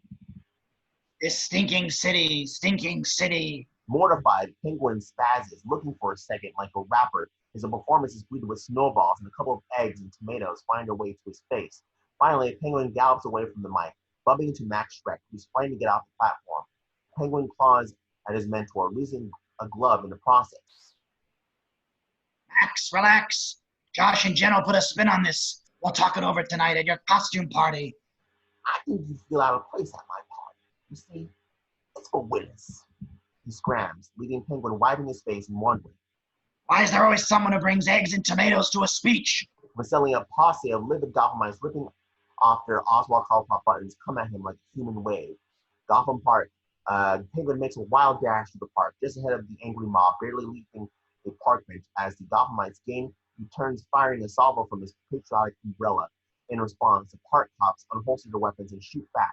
Penguin saves himself by diving off the storybook bridge, the very bridge his parents dumped him from many Christmases ago. Splash, and deep into the icy brook. In the Penguin's lair, Penguin trudges head down out of the abyss of the sewer pipe back into the light of his lair, duds into his rubber duck boat, and revs it toward the abandoned Arctic island. Oblivious to his pain, his Penguin squawk and play. This brings a dark smile to the Penguin's thin lips. Hi, babies. Did you miss me? As he docks his duck, the remaining members of the Red Triangle Super Sting straggle into the lair through a tunnel of the snow and ice. The Ding Clown pops into his face. Great speech, Oswald. The way you told those rubes the score. Penguin brutally smacks the clown's skull with his umbrella. My name's not Oswald, it's Penguin. I am not a human being. I'm an animal, a cold-blooded one. Crank the AC. He yanks off his tux, rips off his underglove, and wiggles his webbed hands as he rallies his gang. I'm glad this happened. Learn a little something. I don't want their love. Their love is false and suffocating. But their hatred and disgust, that frees me. Anyway, it's too damn muggy up there. Christmas, right? And I'm schwitzing. The gang clutches his sympathy. Penguin claps his hands. Where's my list? Bring me the names. A beat, and in the ninth door day in his hair, with Penguin's stack of legal pads, he filled at the Hall of Records. It's time. I've been waiting for my whole putrid life. They had their chance. They blew it. And now they'll pay. Penguin hops around with Dark Lee, like Rumpelstiltskin.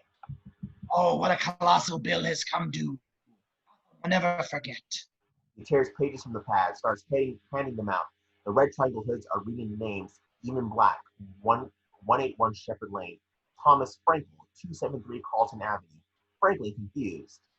These are the firstborn sons of Gotham City, like I was. And just like me, a terrible fate waits for them.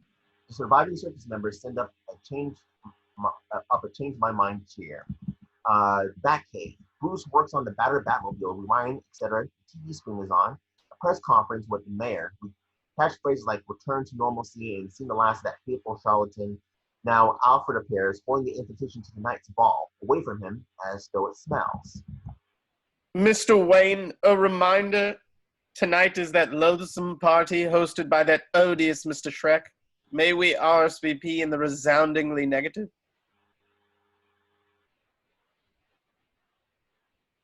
You're muted. Mr. Wayne. Mr. Wayne, quit working on your Batmobile. I'm tempted, but, well, it is an occasion for celebration, and Selina will probably be there. Who, may I ask, are you going as? You'll never guess. The spookily rebuilt department store night, Max Shreck stands on a platform for a microphone wearing a scary black leather jacket and everything else ensemble with a vivid red-eye mask. Attention shots! A swarm of party guests laugh appreciatively, as also in costume. Costumes are exotic, erotic, evil, and pretty stupid. An army knight lifts his visor to bulge his eyes at this annoying behavior. It is Alfred.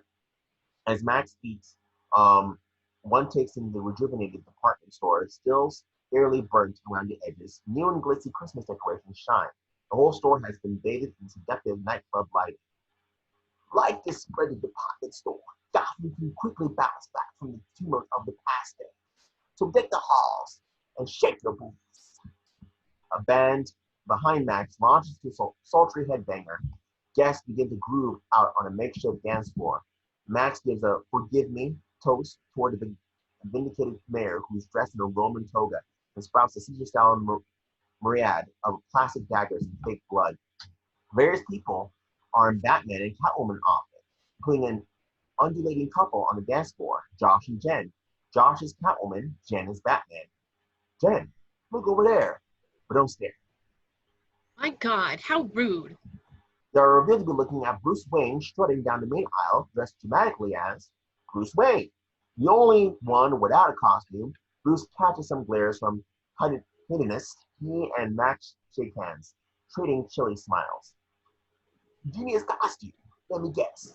Trust fund goody goody. Of course you're feeling fine. You almost made a monster the mayor of Gotham City. I'm the light of this city, and I am its mean, twisted soul. Does it really matter who's the mayor? Does to me. Done. He drifts off.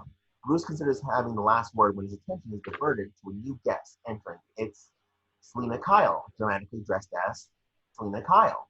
She draws the same sour look as Bruce did and ignores them as Bruce did. Gives Bruce a lovely, world-weary smile. On the store dance floor, Chip Shreck is dressed as an old-time football hero in knickers, etc. He moves warily across the floor. Son, Chip.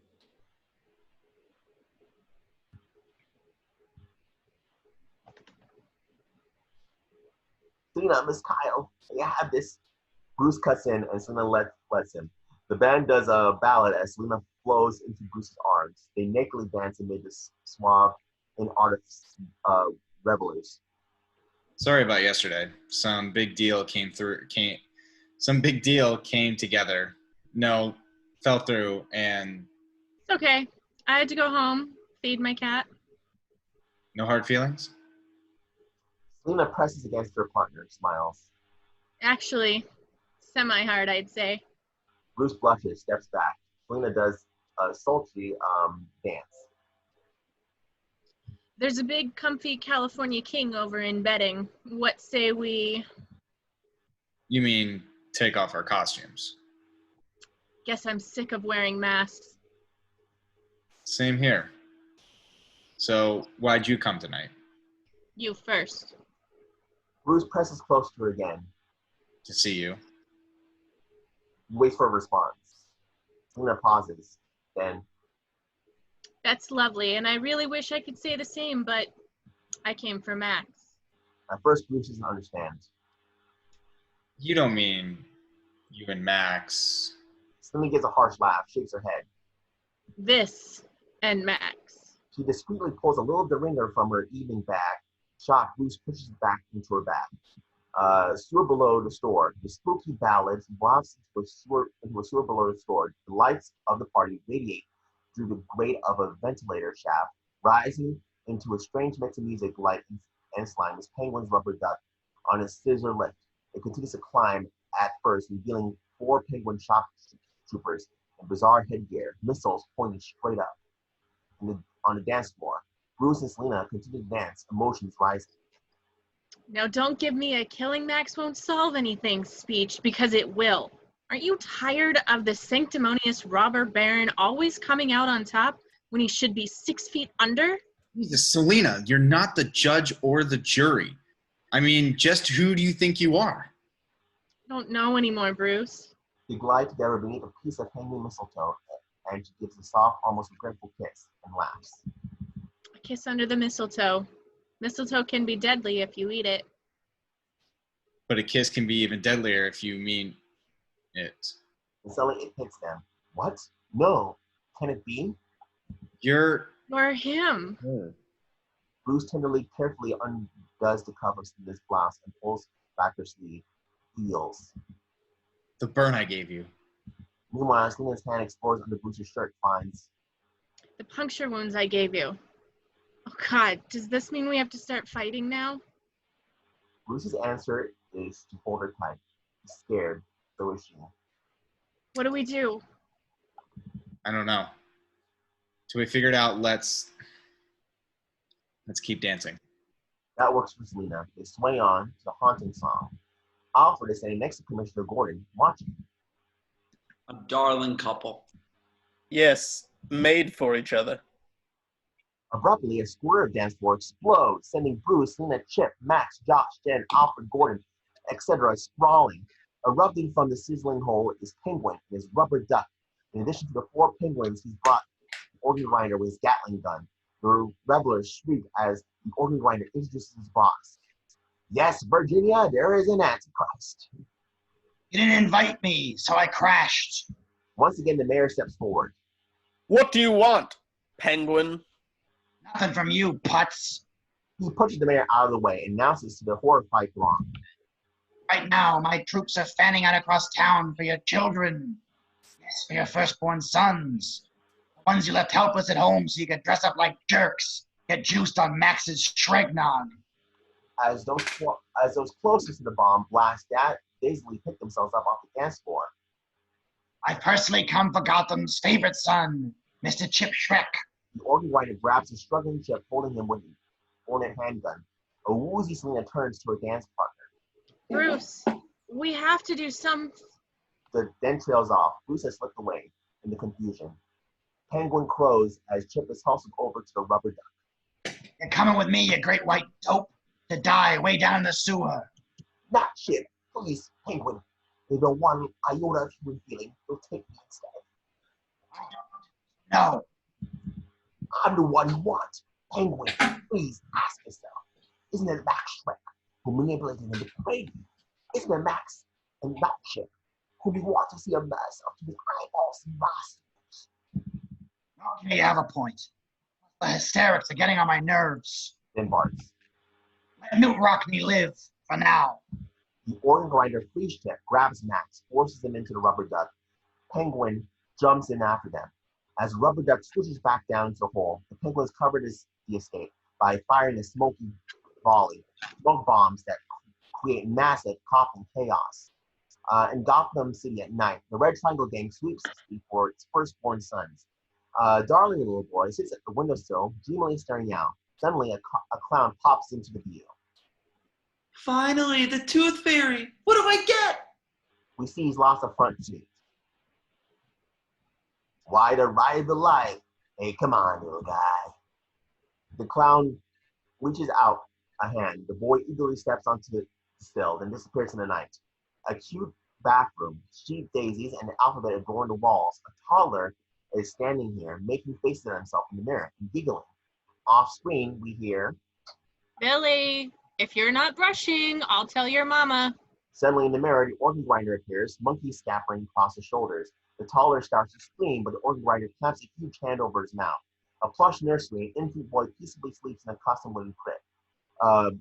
An acrobatic dog quietly vaults through the window, scoops up the infant, falls out as an alarm wails, but the infant sleeps on. The montage quickly accelerates, a swift succession of sleeping, bundled babes handed through windows, doors. The Lair at night. Penguin impatiently waits, pacing as he twirls two identical long, elegant umbrellas. Well, this is gonna be good. He turns to Max, confined in a cage half submerged in goo, clutching a tattered blanket against the cold. To cut down a whole crop of Gotham's most promising, before their prime. He gestures at the brownish, gurgling subterranean lake. How do I lure him in, you ask? He pops one of the umbrellas at Max, who flinches. Little Pied Penguin action. The umbrella is visually charming, open. It's a mini merry-go-round playing the penguin theme in a hauntingly childlike winky-dink style. Penguin shows what a happy prance, how he'll use it to lead the kids to the doom. And you get to watch them all sink in a deep puddle of your industrial byproducts. And you join them. Tragic irony or poetic justice? Tell me. It is off from the twirling merry-go-round umbrella to a wagon wheel turning, then widen to reveal circus train at night. The Lee circus wagons, in a long caravan of wagons, winding through Gotham's dark and empty streets. The wagons are barred more heavily than Dumbo, reminiscent, in fact, of Penguin's playpen of yore, the sides painted with the faded, peeling Red Triangle Circus logo. To the heavy bars, you glimpse a little pair of hands, a pair of frightened eyes, hear the occasional cry of a cold or thirsty baby. At the wheel sits the organ grinder, impatiently petting his monkey. Now he barks at his unseen subordinates. Would you hurry up loading those kids already? A shadow falls, the silhouette of a kick figure, Batman, reaches down and yanks the organ grinder up out of frame. In the lair, as a silent, despairing Max Shreck and a manic, amused, thin clown look on, Penguin practices his balletic walk over to the toxic lake, waving his merry-go-round umbrella with his tinkly beam. This way, kiddies. Jump right in. Now the organ grinder's monkey appears at the top of the stairs, holding something as he scampers down. Oh, where are the kids? Don't tell me they stopped at McDonald's. Boss, you got a note. Indeed, the monkey waves a little piece of stationery which Penguin snatches from him and reads, Dear Penguin, the children regret they're unable to attend. Pointing day. Batman. Penguin is working to control his rage. He glares at the hopping, dancing monkey and reminds himself, You're the messenger. It doesn't make sense to shoot the messenger. the other long umbrella is a semi-automatic. Now Penguin swivels and sprays the tin clown with bullets. Elsewhere in the lair, Penguin militarily struts as he addresses his legion of penguins. They're wearing eerie headgear. On each one's back is strapped a large bazooka. My penguins, we stand at a great threshold. It's okay to be scared. Many of you won't be coming back. He's choked up. He has to pause, compose himself. Thanks to Batman, the time has come to punish all God's children. First, second, third, and fourth born. Why be biased? Male and female. All the sexes are equal, with their erogenous zones blown sky high. In this area, on are TV monitors scavenged from the Arctic World Info Pavilion and other technology cannibalized from the old exhibit. Today, the screens show various angles of the sleeping city. The fat clown mans the controls. Forward march. The liberation of Gotham has begun. The Penguin army on remote control swivels in unison and splashes toward a big open sewer pipe. Behind them, Penguin dries in eyes and gloats. The Grinch just stole Christmas. I'm gonna kill it, barbecue it, chop it up, and chew its bones.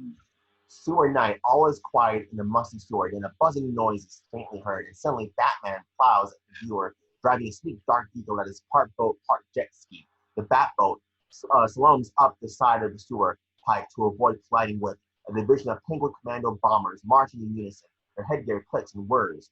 Gotham Street at night, another squadron of Penguin mercenaries pours out from an open sewer grate and continues to march in eerie formation through a deserted city street. In the sewer at night, as he rocks ahead, Batman communicates through a strange phone device. I'm homing in on the signal's origin. Batcave, Alfred is poised at the same console at which he jammed Penguin's speech. Ready when you are, sir. Sewer of Batman motors further. Got the coordinates. They're... Two penguins suddenly appear before Batman, firing their payloads. Batman savagely curls his boat all the way up the oval pipe until it's momentarily upside down. He swooshes back down past the penguins and the twin explosions. As I was saying. Penguin stands in front of the screen, watching his army wall down the street, and gleefully rubs his hands as the fat clown starts the countdown off a big clock. 10, 9, The Christmas Eve of destruction. 8, 7. Silent night, violent night. All is shrill, all is blight. Gotham Street leading to Plaza, the Vanguard Penguin Division stops. Gotham Plaza, heavily populated, looms ahead as the Penguins bend forward, angling their bazookas for maximum destruction. In the Batcave, the last of the corners crackles over Alfred's headset. 28 degrees west. Shall we? Let's dance, sir. The readout reads, frequency jam. The raiment of penguins. The penguin's headgear begins to whine and rattle. The penguins simultaneously turn and trot away from the plaza. In the lair, Penguin is glued to the screens, elated at a Goddamn that's only seconds away. Gotham, you wouldn't put me on a pedestal, so I'm laying you on a slab. Meantime, the fat clown is frantically punching the controls. Well, funny thing, your penguins, they're not responding to the launch command. In fact, they're kind of turned around now, like someone jammed our signal. Who coulda? No, don't say it. My lips are sealed. Penguin punches up the controls so the image of Batman plowing through the sewers is spread out across the screens in the Cinerama. I'm starting to lose my temper now. Gotham Park, the Penguin army advances en masse. The old zoo looms in distance. In the lair, Penguin grabs Nair's umbrella and jumps onto his rubber duck. The fat clown rushes forward to join him, but Penguin heedlessly slams his eagle into his former cohort, catapulting his huge carcass across the lair, where it lands hitting the tud in front of Max's cage.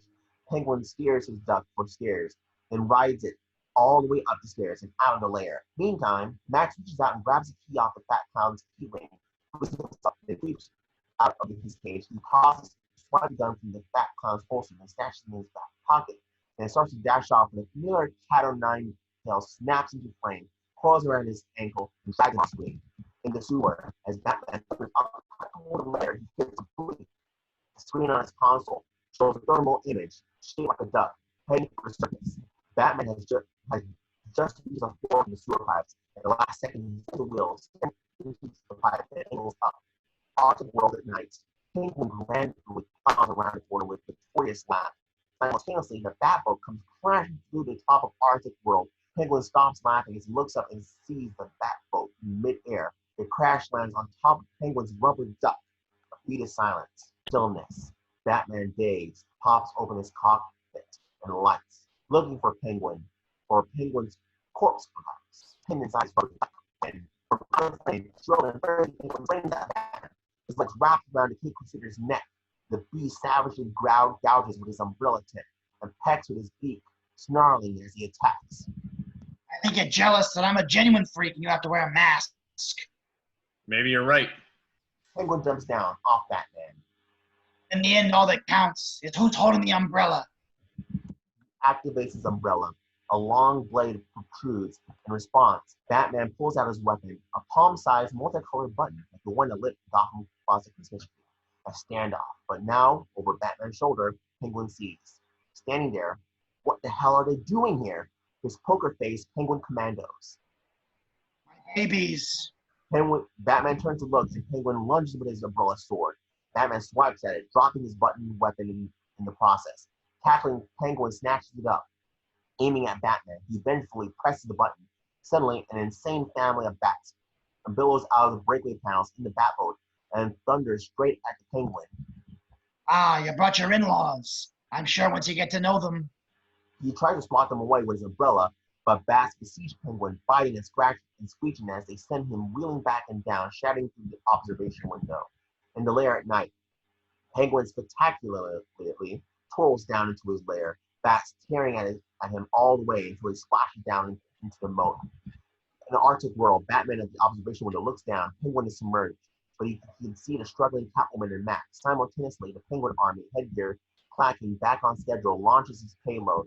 Batman, standing between them and the old zoo, now looks up at the magnificent trajectory of missiles overhead. Zoo grounds at night, ground panorama of rotten zoo cages and decayed expo-texture is mightily laid to glorious waste in a symphony of fireballs. In the lair at night, flaming debris from the big bombs has devastated the flow, melting most of the ice and blasting the odd chunk out of the warmed-up water. Revealed in her arousingly tattered costume, Catwoman is dragging Max by his neck toward the lair's ominously buzzing electrical generator. I don't know what you want, but I know I can get it for you with a minimum of funny jewels, a very big ball string. Your blood, Max. My blood. I gave the office. A half pint. I'm taking gallons. Arctic world, Batman darts the observation window and looks down at the struggling Catwoman and Max below. He hooks a gravel to the edge of the glass. In the lair, Catwoman continues to drag a bulky Max toward the generator. Let's make a deal. Other than my blood, work it out. Sorry, Max. A die for a die. Either you're kind of cold or you're planning to kill me. Batman does a slide down the gravel that ends in a graceful touchdown. Max crawls toward it. Not just saving one life, but saving a city and it's a way of life. Batman heaves a kick into Max and sends him sailing against the generator. First, you're going to shut up. Then, you're going to turn yourself in. Don't be naive. The law doesn't apply to people like him or us. On both accounts, wrong.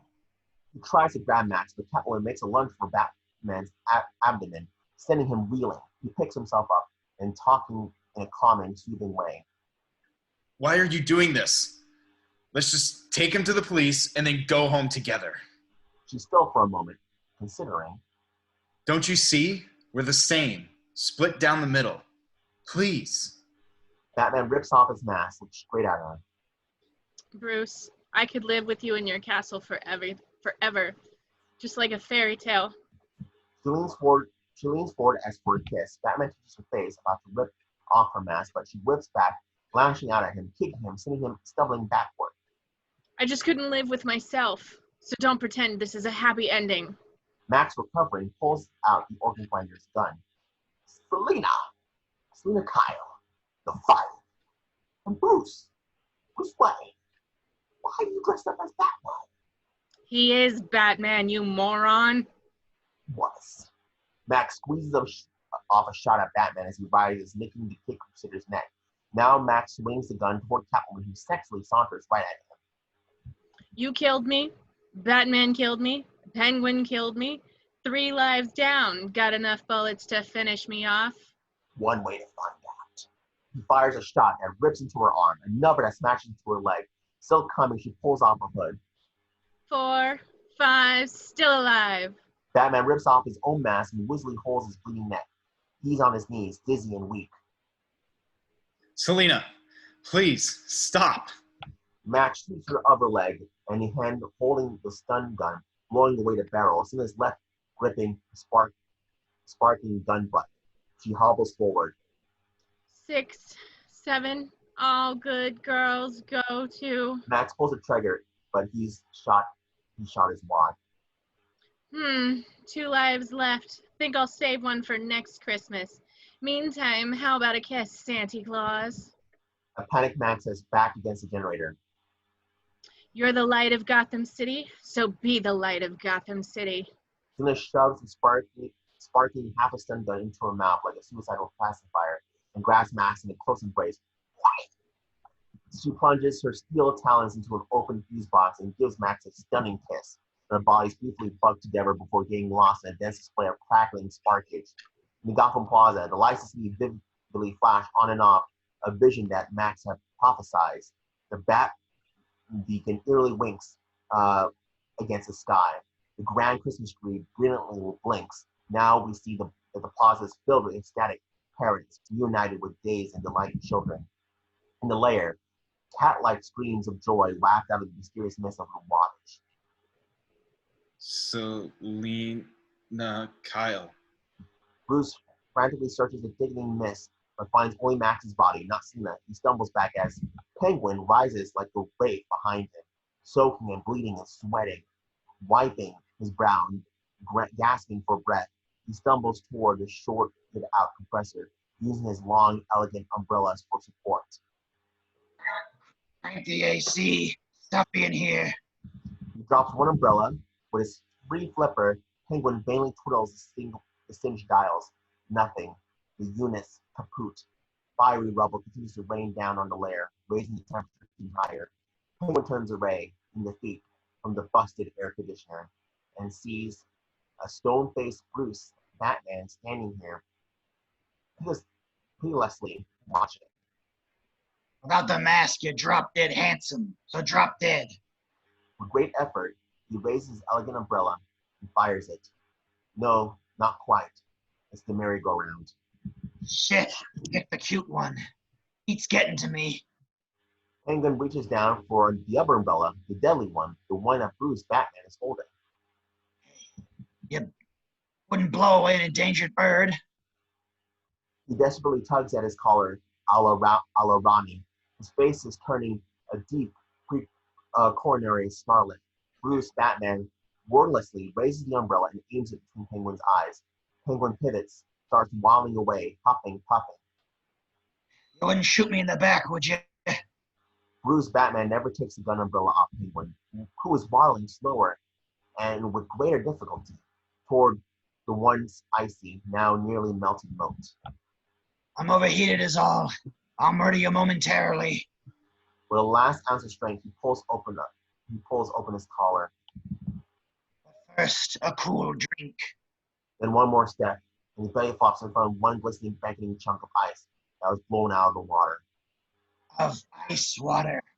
Once Flipper feels for the block of ice, it's just an inch away, and then the Flipper falls. Penguin belongs to the ages. A beat. Then Bruce Batman sets down the deadly umbrella and silently watches, slightly awed. In death, as in birth, the four elder gray-bellied Emperor Penguins surround their fallen disciple. Then, like pallbearers, they lift Penguin's body with their beaks and mournfully bear him away into darkness. Gotham Plaza. Night. The bat beacon light, the city lights, and the Christmas tree lights continue to flash in wondrous syncopation. The carolers begin singing again. In the city hall at night, the mayor, his staff, and Commissioner Gordon, out of their costumes, look up at the flashing bat signal. Think he'll ever forgive us? Probably not. But he'll always help us. In the Wayne Rolls Royce, Alfred drives. As the limo zips past Gotham Plaza, Bruce thoughtfully gazes out at the celebrants. I guess this means we won. Yes, I suppose that we did. He turns, taking a shortcut away from the crowds to a dark back alley. Well, come what may. Merry Christmas, Mr. Wayne. Right. Sure. And peace on earth and goodwill toward men. Suddenly, he's brought up short by a loud meow. Bruce glances behind him, in time to see the shadow of something dart from the street into an alley. Was it just a cat? Or something taller? Shapelier? Bruce shivers. And women. Tilts up in the night sky. The bat beacon blinks on, then off, on, then off. As you move closer and closer to Batman symbol fills the screen, on and off, and then cut to black. Woo! Yay! Mazel tov! RIP. Great job, everybody. Great Now job. it's time for I don't know Batman where Forever. I don't know where Hunter went. I don't know where Chip went, but George for the win. You were great as the Penguin. yeah. Yeah, George, you're fantastic. Thanks, man. You, Danny DeVito. Need water. Your hand Yeah, I need water too. All that reading. And Tim, thank you for being our Batman. Being our Batman for the first one. Thank you guys for having me. I love Thanks, things. man. You know, I was thinking about doing the Christopher Nolan movies. I found a script to all 3 of them, but I'm just like, I don't. Maybe someone else like host them. They can, but I want to do other stuff. I already have someone planned. Like I still have Duel of the Fates this on Wednesday. I got Spider-Verse later this week. Yes. Back to the Future. Just Jurassic Park. So I got so many plans. So I want. Yeah, it's a lot. Toy Story, Buzz Lightyear right here. Yeah, Toy Story Yeah. too. Toy Story as well. Yeah. That's what Dude, thanks for choosing me as Forky. I'm so excited. Yeah, I can't wait for that. That's gonna be so much Have fun. you seen Forky Asks a Question? Because you should do Forky Asks a Question if you're Forky. The short film? Yeah, there's like multiples. He's so angry. Forky asks a question. Tell him what it is. I'm honored to be Keanu Reeves. Yeah. Dude, Kaboom? Yeah, I'm Duke Kaboom. Kaboom.